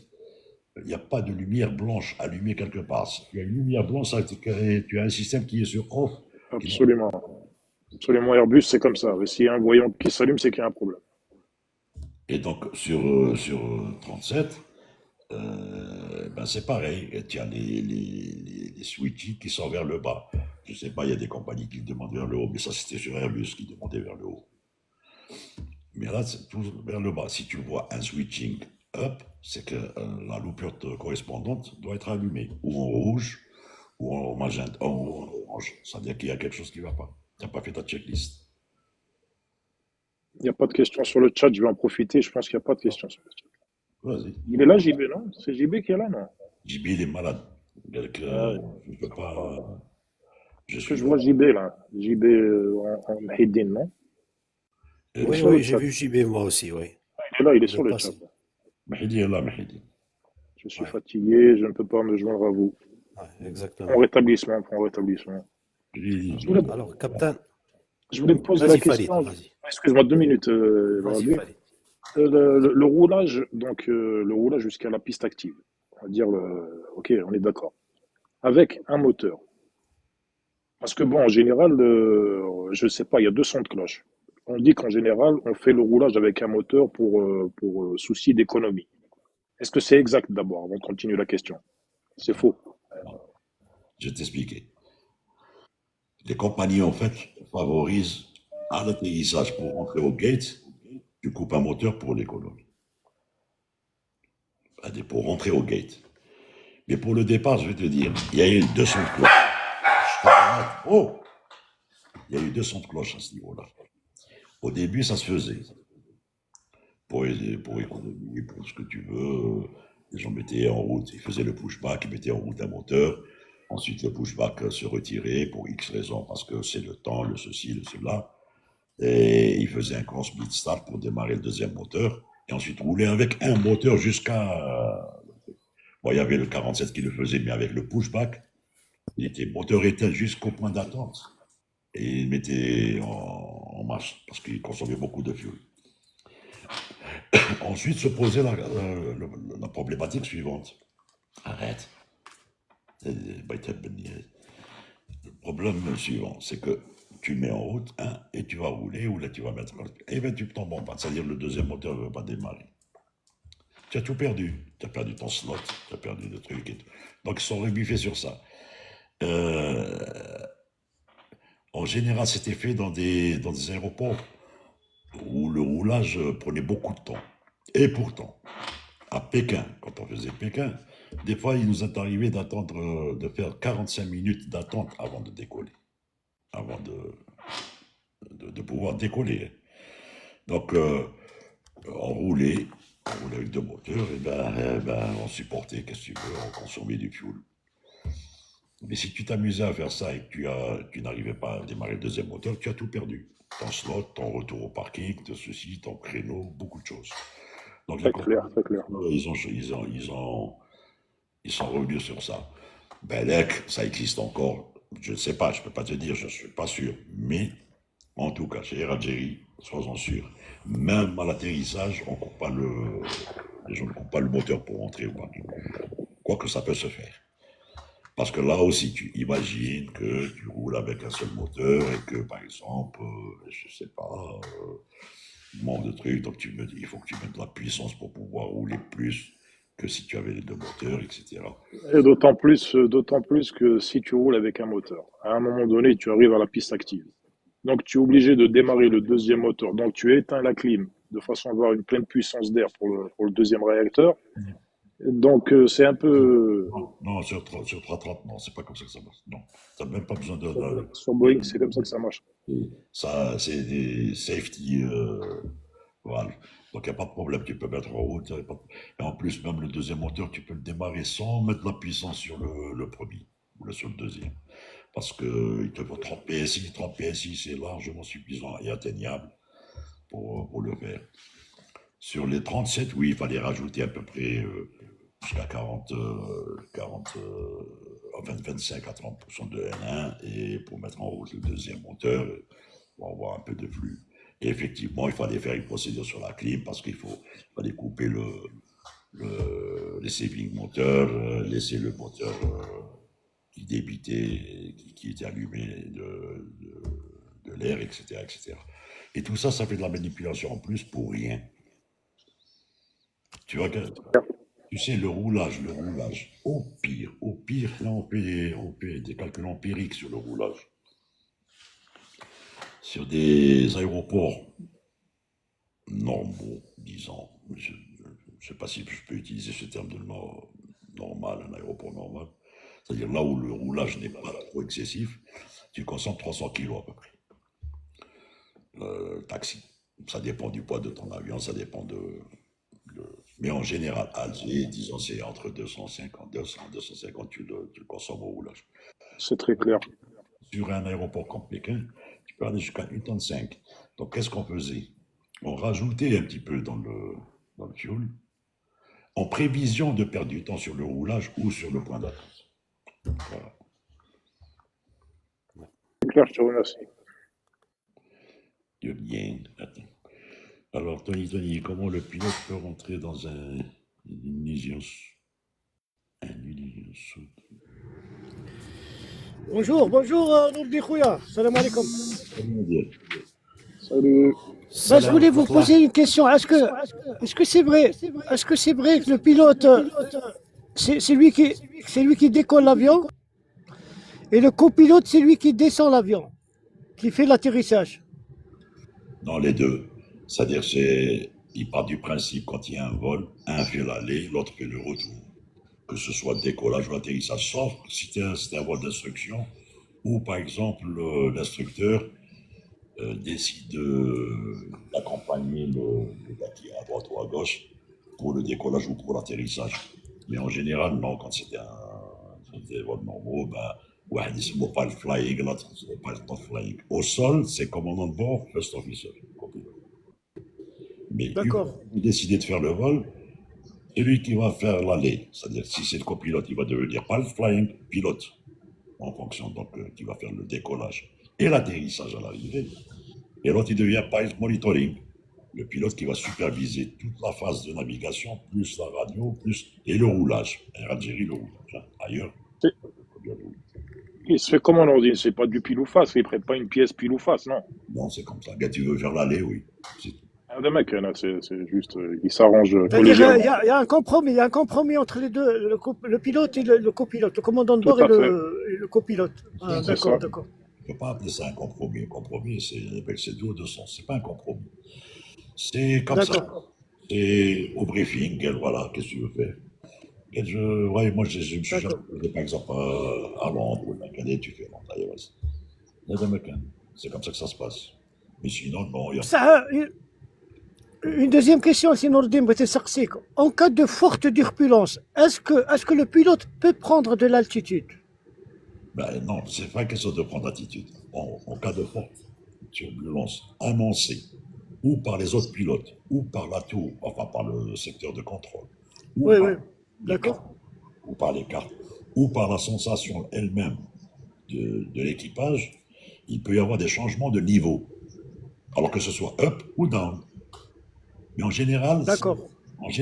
ça dépend de l'endroit où tu es. En général, s'il y a des pilot reports qui disent tiens, je suis au niveau 400, il n'y a pas de turbulence, ben, si le gars peut monter au niveau 400 alors qu'il est au 380, il va monter au 400 parce que le 380, ça a bougé. Si on va lui dire, ben, tiens, tous les niveaux sont pareils, il va rester au 380 pendant tout son vol. Avec les harnais, une annonce faite aux passagers pour qu'ils soient attentifs et rester assis, ceinture attachée, etc., etc. Voilà, le pilot report, Nadir, c'est l'avion qui est devant toi, qui te rapporte les conditions météo, Oui. Qui est on au-dessus. va dire. Qui est au-dessus ou là, qui est devant D'accord, toi. d'accord. Là.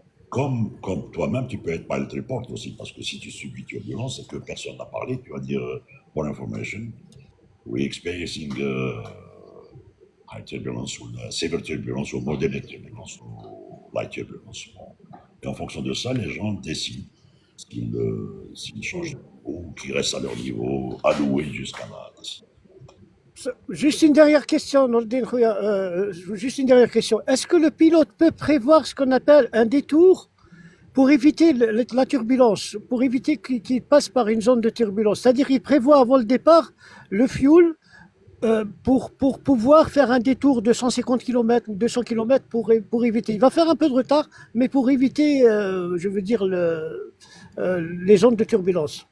Alors, en général, les turbulences, à part les turbulences qui sont reportées déjà dans le dossier météo, on va te dire, par exemple, tel endroit, il y a de fortes turbulences. C'est annoncé. Là, on qu'un exemple. Quand on faisait transatlantique, on partait avec un coefficient de 9. Bon, c'est un rapport qui est fait pour dire de 0 à 9. Et 9 ne veut rien dire. 9, ça va bouger. Des fois, 9, ça ne bouge pas. Ça ne veut rien dire. Et des fois, 1, 2, ça bouge. Bon, ça dépend d'abord où tu es, quel niveau tu es. Maintenant, pour faire un détour, comme tu dis, un détour, tu fais un détour que quand il y a quelque chose qui est visible, c'est-à-dire nuage sur ton radar, il y a de l'interaction à l'intérieur, qui peut être dangereux pour la navigation, etc. Donc tu prends l'éviter, qu'avant, avant, à droite ou à gauche, bien sûr en donnant l'information au contrôleur, ou changer de niveau, ou que sais-je. Maintenant, les turbulences en air clair, tu ne peux pas les prévoir. Ni tu les vois sur ton radar, ni rien. Ça va commencer à bouger. On va dire, allez, on va adopter une vitesse de turbulence. En général, tous les avions ont une vitesse spécifique de turbulence. Il va réduire. Mais même avec ça, il va y avoir de l'interaction. Mais c'est un coup à prendre. Bon, il faut annoncer, rester ou changer de niveau en fonction de ce qu'on vous donne. Si on vous dit il y a de la turbulence, eh bien, il faut changer de niveau. Si on vous dit tel niveau il est plus clément, il faut aller vers ce niveau-là. Mais c'est en fonction de beaucoup de choses, des masses d'air qui se déplacent, des zones où il y a beaucoup d'obstacles, de montagnes. Oui, oui. Donc voilà. Oui, oui. Peut-être Merci, répondre à Nordin. Mehidine, parce que depuis tout à l'heure, je l'ai coupé, il n'a pas pu Non, il n'y poser a sa pas de... question. Merci, Khalid. Merci. Merci beaucoup. Captain, s'il vous plaît, pourquoi ou à quelle fréquence le réglage des freins sur Max est-il prescrit ou plutôt utilisé? Alors sur Max, il n'est jamais fait, sauf pour le reject take-off, ça faut pas. Pour le take-off. Au take-off, on met Max. Pourquoi? Parce que cet avion, s'il rejecte, si tu fais un arrêt décollage, étant sur Max, il va s'arrêter tout de suite. Par contre, le low braking ou le medium sont utilisés low généralement tout le temps. Tout le temps, aller sur des pistes de 3000 trucs et tout, bon, il faut laisser cet avion freiner jusqu'à une certaine vitesse pour le prendre à la main et dégager par une accès rapide. Le médium est utilisé sur des pistes mouillées, enfin fortement mouillées quand c'est donné, l'information est donnée, ou bien enneigées. Et surtout quand on te donne le coefficient de freinage dans la tisse, on va te dire le coefficient pour, c'est des indices, de 2 à 6, on va te dire 5 par exemple, coefficient 5, coefficient 2. En fonction de ça, il y a un abac, tac, on rentre, voilà, tel avion, Thierry, la piste, elle est enneigée, tac, apparemment, ils disent que c'est pour, application pour, donc il faut mettre médium. Max, non, jamais utilisé à l'atterrissage, jamais. Et sur Boeing, Boeing, normalement, c'est RTO. RTO, c'est pour le reject takeoff. Mais Max, à l'atterrissage, ils mettent 3. C'est-à-dire, au maximum, ils mettent 1, 2, 3.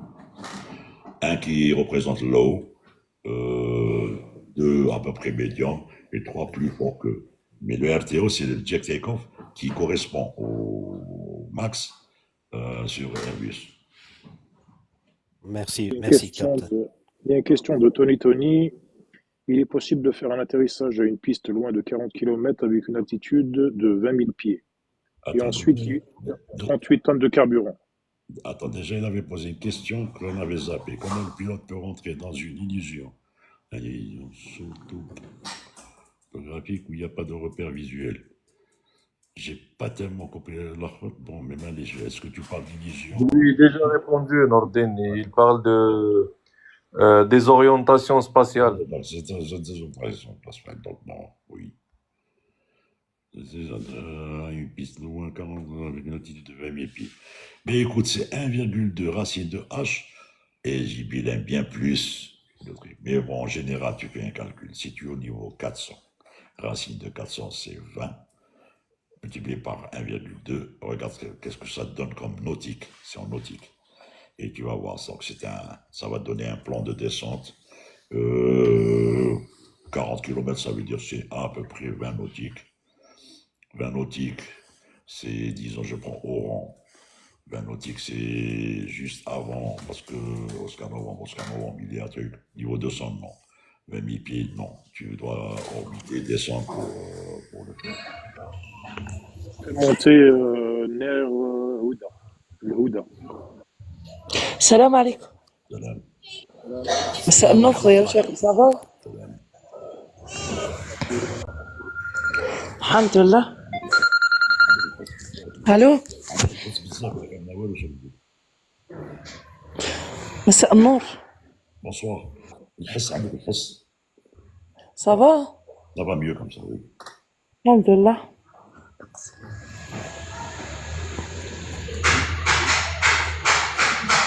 Vous avez beaucoup de rien. طلعت على خاطرك هذه تبعني طلعتها فريد هذه ما خاطرها. Farid, la Suède. Dès qu'il y a quelqu'un qui veut monter, je le fais monter. Ni je regarde, ni au vélo. Captain, Attends, est-ce que... attends, 2 minutes. Ouais, Il y a ok. la distance maximum avec la piste pour Antassi. Disons que il est, bon, c'est 250, hein, 250 nautiques à 250 nautiques déjà, tu as sur le 1D la procédure que tu as affichée sur le FMJEC. Mais disons que pour mettre l'approche, il est conseillé de le faire à 25 nautiques pour ne pas intercepter un faux lock ni un faux glide. Yanis. 25, pas 35, Nordin. 25, c'est ce qui a été décidé. 35, tu peux le faire, mais tu as des risques d'intercepter un faux lock ou un faux glide. Ouais, false beam. False beam, exact. Oui, Maridine. Oui, Captain. Je voudrais revenir aux manettes des gaz. Tout à l'heure, je voulais poser la question, mais bah, si par inadvertance, le pilote ne se rend pas compte qu'il y a une dissymétrie sur une des manettes des gaz et elle est de 20% en plus que l'autre, est-ce que ça peut entraîner que l'avion parte en vrille? Non. Mais déjà, d'abord, c'est pas un bon pilote s'il ne se met pas s'il ne réalise pas bien, il a une dissymétrie au niveau de ses manettes, parce que, encore une fois, quand il y a un autothrottle, s'il y a un manque de régime sur un des moteurs, il y a un décalage de manette qui va se faire. Par contre, sur le 330, non, c'est des cams, donc ça va rester sur climb, mais sur le régime, ça va se voir et ça va se sentir. Donc, quel que soit X, non. 20%, non. Non. Tu peux, d'ailleurs, je vais te donner un exemple. S'il a, par exemple, une vibration moteur, il est impératif qu'il réduise le moteur correspondant jusqu'à ce qu'il efface la vibration, avant de passer à la checklist. Il va réduire jusqu'à ce que la vibration s'arrête. Moteur, je parle moteur. Hein. Oui, moteur. Donc, s'il a réduit, ça peut être comme ça. Hein. La manette peut être là et l'autre là, à peu près presque idle. Même sur le Mais pas de 20% normalement. 20%, c'est rien. Hein. Ah, c'est rien du tout, 20%. D'accord? Parce que le régime, comment il va tenir? Un moteur est fait pour tenir sur un moteur. Un avion est fait pour tenir sur un moteur, quel que soit son poids, quel que soit son truc, il est fait pour ça. Sinon, Oui, c'est plus un avion. La gestion de la panne va se faire en fonction de ce qu'il y a ou de ce qu'il voit. Et il a des checklists pour ça. oui, Tac, tac. Il peut même aller jusqu'à couper ce moteur. Si, par exemple, ça pose problème. Si par exemple, alors maintenant, il peut s'avérer qu'il y a un autre problème au niveau de la mécanique des throttles, des manettes. Si par exemple, ça peut, mais c'est très très rare qu'une manette, par exemple, se désolidarise, c'est-à-dire elle casse le oui, transpondeur. exactement. Donc elle va rester à sa position. Mais sur le moteur, tu vas le voir. Et qu'est-ce qui va se faire il va aller vers un régime supérieur exprès. Il va aller au maxi continuous pour te préparer justement à faire une checklist pour rétablir le flow. Très bien. Merci, Captain. De rien. Il y a une question de Mario. J'essaie de répondre comme ça. Bon, pourquoi les pilotes doivent savoir comment changer une roue d'avant? Non, non, Tony, non. Ils ne sont pas tenus de le savoir, mais quand ils le savent, c'est encore mieux. Mais si tu veux, c'est pas leur job. Parce que le changement d'une roue, à part Vianin qui à l'écoute, il l'avait fait déjà, et quelques-uns l'ont fait, c'est pas une mince affaire. D'abord, ce n'est pas une mince affaire en poids, en équipement. Il y a tout un mécanisme, c'est des calculs, c'est vraiment. C'est pas aisé, hein. Souvent sur la Pierre 24, les avions sont envoyés par courrier jusqu'à 25 nautiques. Oui, ben 25 nautiques, c'est ce que j'avais dit. Bon, ben, mais de toute façon, comment on appelle ça? Les trouées d'envol, les trouées que ce soit au départ comme pour les approches, sont déterminées par secteur et suivies par des contrôleurs ou d'approche, de radar, approche, tour, etc., etc. Donc, tout ça est fait de telle sorte de faire une régulation pour ne pas pénaliser les gens, pour ne pas pénaliser pour ne pas trop retarder les avions, sauf quand il y a vraiment une météo exécrable où les gens sont en train d'orbiter sur un point en attendant de venir se poser. Captain. Oui, Captain. Est-ce que vous pouvez, après un atterrissage, Ouais. et est-ce que vous pouvez savoir si un inverseur de poussée est inopérant? Oui. La preuve, dans la checklist, c'est dit decel, reverse, green, decel. C'est-à-dire, quand tu sors les reverse, déblocage, déverrouillage, il faudrait que reverse soit écrit en vert en dessous des deux moteurs. S'il n'y a pas cette indication, c'est que la reverse n'est pas sortie, n'est pas déverrouillée. Donc, on le sort. Et d'ailleurs, même si le gars est dans la précipitation ou tout ce que tu veux, il est nouveau ou l'ingolo précipité ou quelque chose, qu'est-ce qui va se passer? Il va avoir un différentiel. Et ça va l'obliger à faire un roll-out, à revenir sur l'axe. Mais. Nordien. Alors attends, Farid. Maintenant, il se peut que le gars soit parti sans une des deux reverses, ou sans les deux reverses, sur la MEL, le Minimum Equipment List. Il Oui, peut. exactement. Alors, s'il part avec une truc, déjà, la reverse, elle est stockée, ce qu'on appelle une reverse stockée. Même si tu actionnes, d'ailleurs, c'est prévu qu'il faut actionner les deux, pour ne pas se tromper de sens, il faut actionner les deux, mais seulement celle qui est efficace et qui est opérationnelle qui va sortir. L'autre, elle est stockée. Ce qu'on appelle stockée, c'est qu'elle ne va pas du tout bouger d'un iota. Oui. Voilà. Et on peut faire un atterrissage avec un seul? Tu peux faire atterrissage même sans les deux. Ah, même sans les deux. Ce n'est pas un moyen homologué pour l'atterrissage. C'est un moyen d'aide pour le freinage. Est-ce qu'il n'y aura pas d'asymétrie, Nordien? Il y aura va- des symétries. Oui, exactement. il va- Il y aura une désymétrie. Il y aura Oui, une mais désymétrie. quand tu l'as, quand tu sais que tu as une reverse, d'accord? Tac, tac, tac, la vitesse tac est calculée, l'approche tac est calculée, le landing distance est calculé, le freinage est calculé. En se posant, tu Tu peux sors rectifier au palonnier. et tu vas rester sur le rollout, sur l'axe, avec les palonniers. Ah, d'accord. J'ai compris, tu peux rectifier au palonnier. Il y a HS qui est sur le guest depuis un Justement, je moment. dis, salut HS. Salam alaikum, bonsoir tout le monde. Salut. Toi, HS. Bonsoir, Salam. HS. C'est la première fois que je pratique sur Live 1K, mais bon. Alors, moi j'ai deux questions. Moi je travaille dans l'aérien, CDG. Je suis un manager d'une sous-traitance où je travaille avec plusieurs compagnies. La première question, c'est par rapport au DICE. Parce que la dernière fois, j'ai eu un incident, la 380 d'Emirates, à 1 degré, il a refusé le DICE. En fait, il l'a commandé et au moment de taxi, il a annulé. Sauf qu'une fois sur la piste, pour le décollage, il a vu un check, je sais pas c'était quoi exactement, retour au bloc, il y avait du gel dans le réacteur à l'intérieur. Donc moi ce que je voulais savoir, sur quoi ils se basent les pilotes pour prendre la décision pour faire le de-ice ou pas. Alors, il y a deux choses. Sur les plateformes aéroportuaires, des fois le de-icing est obligé par l'aéroport. C'est-à-dire, l'aéroport va te dire, moi je dégage la responsabilité. Si tu pars sans, c'est que c'est at your own risk.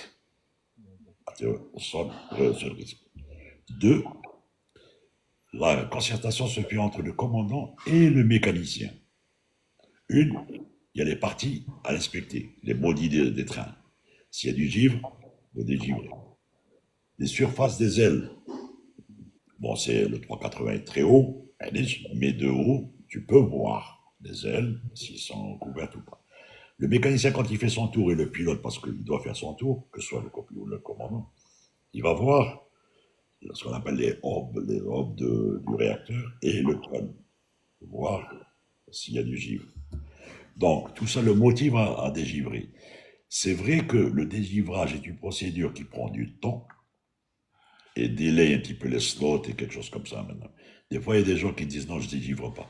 Parce que dans sa procédure à lui, son SOP, à telle température, il est obligatoire de le faire. À telle température, c'est à la discrétion du commandant. À telle température, c'est pas la peine. Mais quand l'aéroport, dans des cas d'autres exemples, à Montréal, on te le dit, hein, à Montréal, on te dit, d'ailleurs, tu vas entendre tous les avions dégivrés. Déjà, c'est une motivation pour que tu dégivres. Mais en plus, quelle est ma destination? En fonction des destinations, si le gars il fait par exemple un saut de plus ou un truc ou la 8 heures de vol, c'est pas la même chose. Et ça, c'est du temps et de l'argent. Maintenant, s'il a pris la décision de le faire, t'as aimé les Scoutli 380. Oui, Emirates. Ouais. Walek Hadja, il a dû, puisqu'il est revenu au parking, ben, il a dû envoyer par un carte, voilà, la température est de 2 temps, donc j'ai pas voulu le faire, mais on a été, donc on a reçu le truc, et que les instruments m'ont dit que engine anti-ice plus wing anti-ice on, ta. Il est obligé de s'expliquer. D'accord. Et il y avait un commandant de 380 avec moi, donc il m'a expliqué vite fait parce qu'il partait. Il m'a dit le DI c'est pour le fuselage et les ailes, mais pas pour l'intérieur des réacteurs. Et eux, ils ont une procédure. Dès qu'ils s'alignent sur la piste, ils mettent les pendant 5-10 secondes, histoire de dégivrer à l'intérieur du réacteur. Ce qu'il n'a pas fait le commandant. Non, c'est pas comme ça. Non, le dégivrage n'est pas fait pour les réacteurs. Attends, HS, laisse-moi t'expliquer. C'est ce qu'il m'a dit. Oui, HS, laisse-moi t'expliquer. HS, oui. le dégivrage, quand tu fais un de-icing, c'est pas pour les réacteurs, c'est pour les surfaces à l'air et tout ce qui est carénage, l'empennage, la gouverne. Et tout. D'ailleurs, c'est quelque chose de lavage. Maintenant, juste après la mise en route, puisque le gars il a mis en route, il met les engines anti-ice. Il est obligé. Il met réacteur 1, il met engine NTS 1. 2, engine NTS 2. 3, engine NTS 3. 4, engine NTS 3. Et il va rouler avec. C'est de l'électricité. Et voilà. Et donc ça va faire fondre le truc. Maintenant, s'il n'a pas fait ça, ça m'étonnerait parce que son ICAM va lui sortir ça à une température.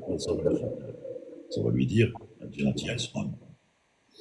Maintenant, s'il ne l'a pas fait, parce que la température du jour ne nécessite pas qu'il le fasse. Micro, HS, ton micro. Tu as un bruit, HS. Voilà. S'il ne l'a pas fait, c'est une erreur. Moi, je te le dis, c'est une erreur. Même quand il n'y a pas suspicion de givre et que c'est une situation givrante, après la mise en route des réacteurs, il faut mettre l'engine anti-ice. Et on met au roulage le wing anti-ice. Mais au décollage, il faut savoir que le wing anti-ice, d'ailleurs, quand on dit ice, il y a un timing qui est proximité pour le décollage. Il y a un temps à respecter pour le décollage, pour qu'il n'y ait pas d'accumulation encore pendant le roulage. Et au décollage, le wing anti-ice est inhibité. C'est pour justement donner au réacteur la pleine puissance pour le décollage. Voilà.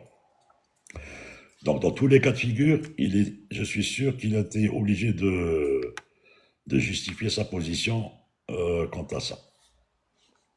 Ah oui, ça c'est sûr. Dubaï, ils ont dû le convoquer ou. Ah, ça c'est sûr. Pourquoi? Oui, Tu sais, je vais te dire, voir fired. Mais la bouge à la mer.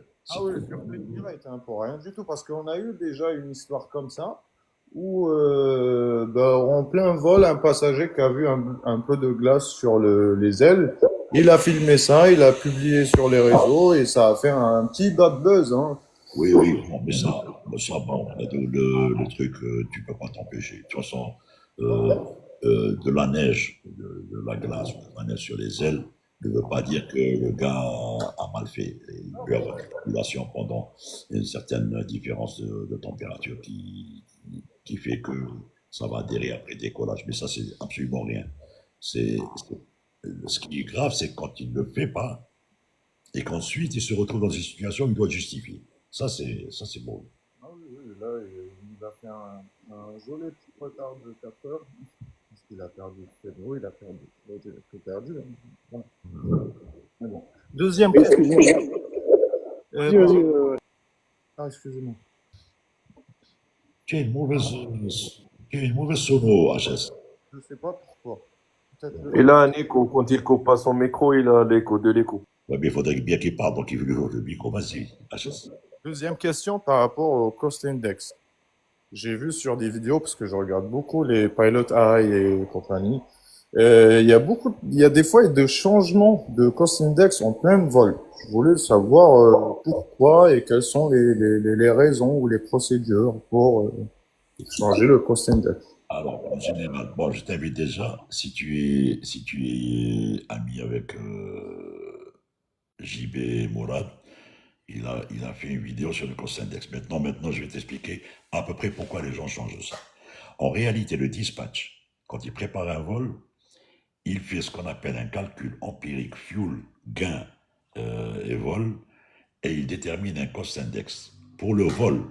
Non, réellement, normalement, chaque vol a son cost index spécifique.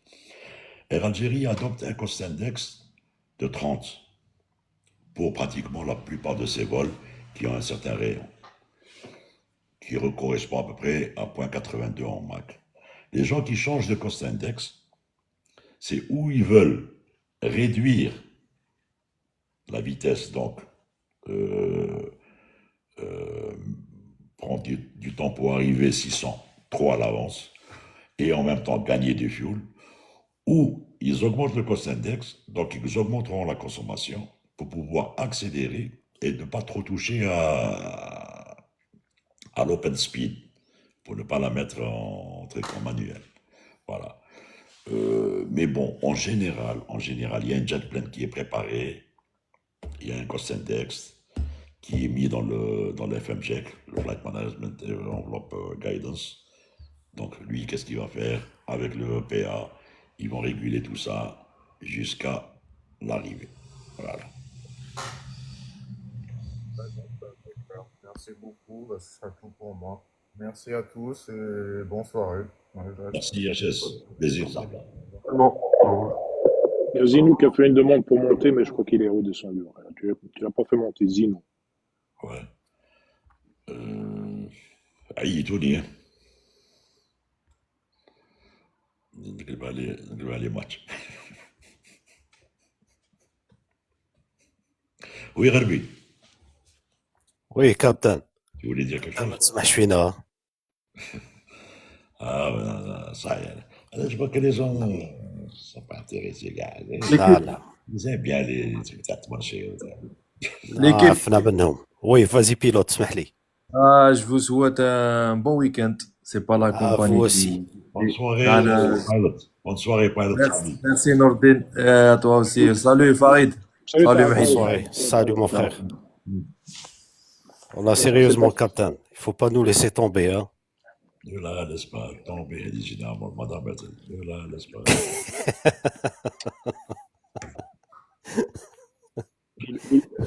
Elle est si fragile, yeah. Elle est si fragile. Libéré.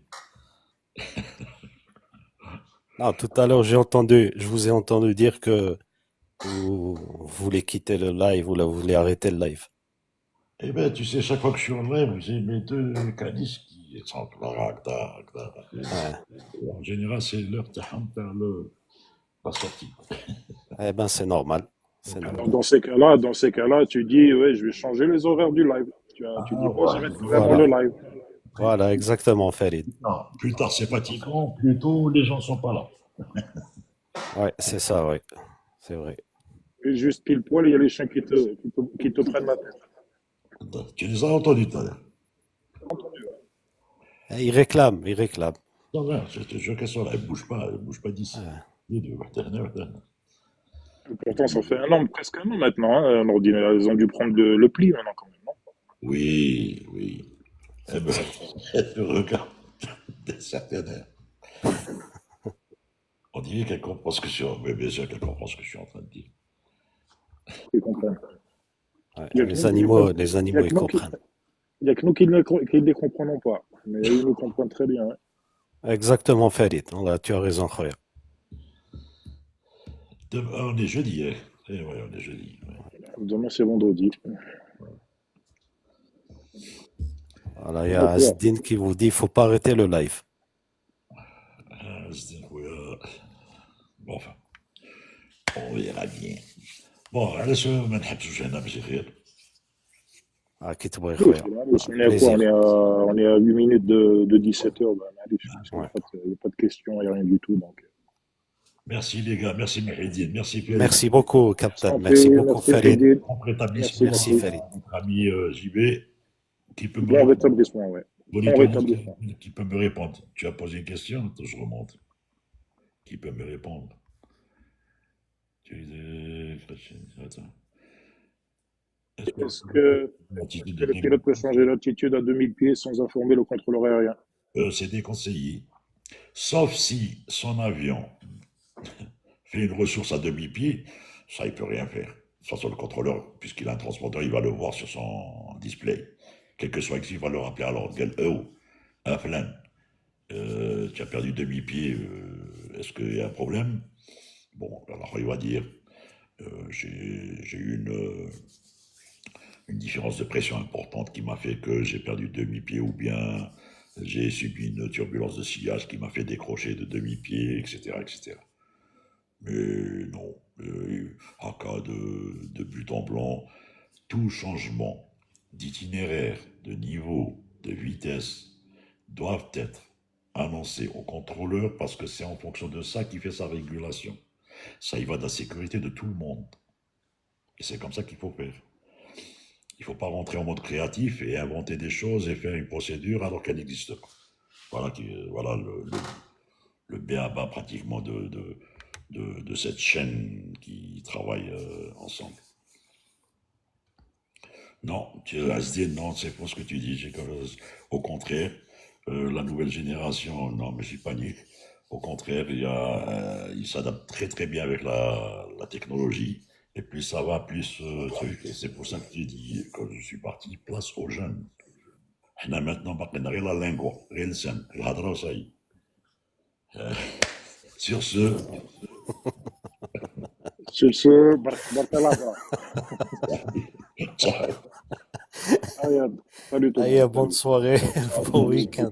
Salut, Nordine. Merci Salut, Cap, Farah. merci Farid. Salut, à bientôt.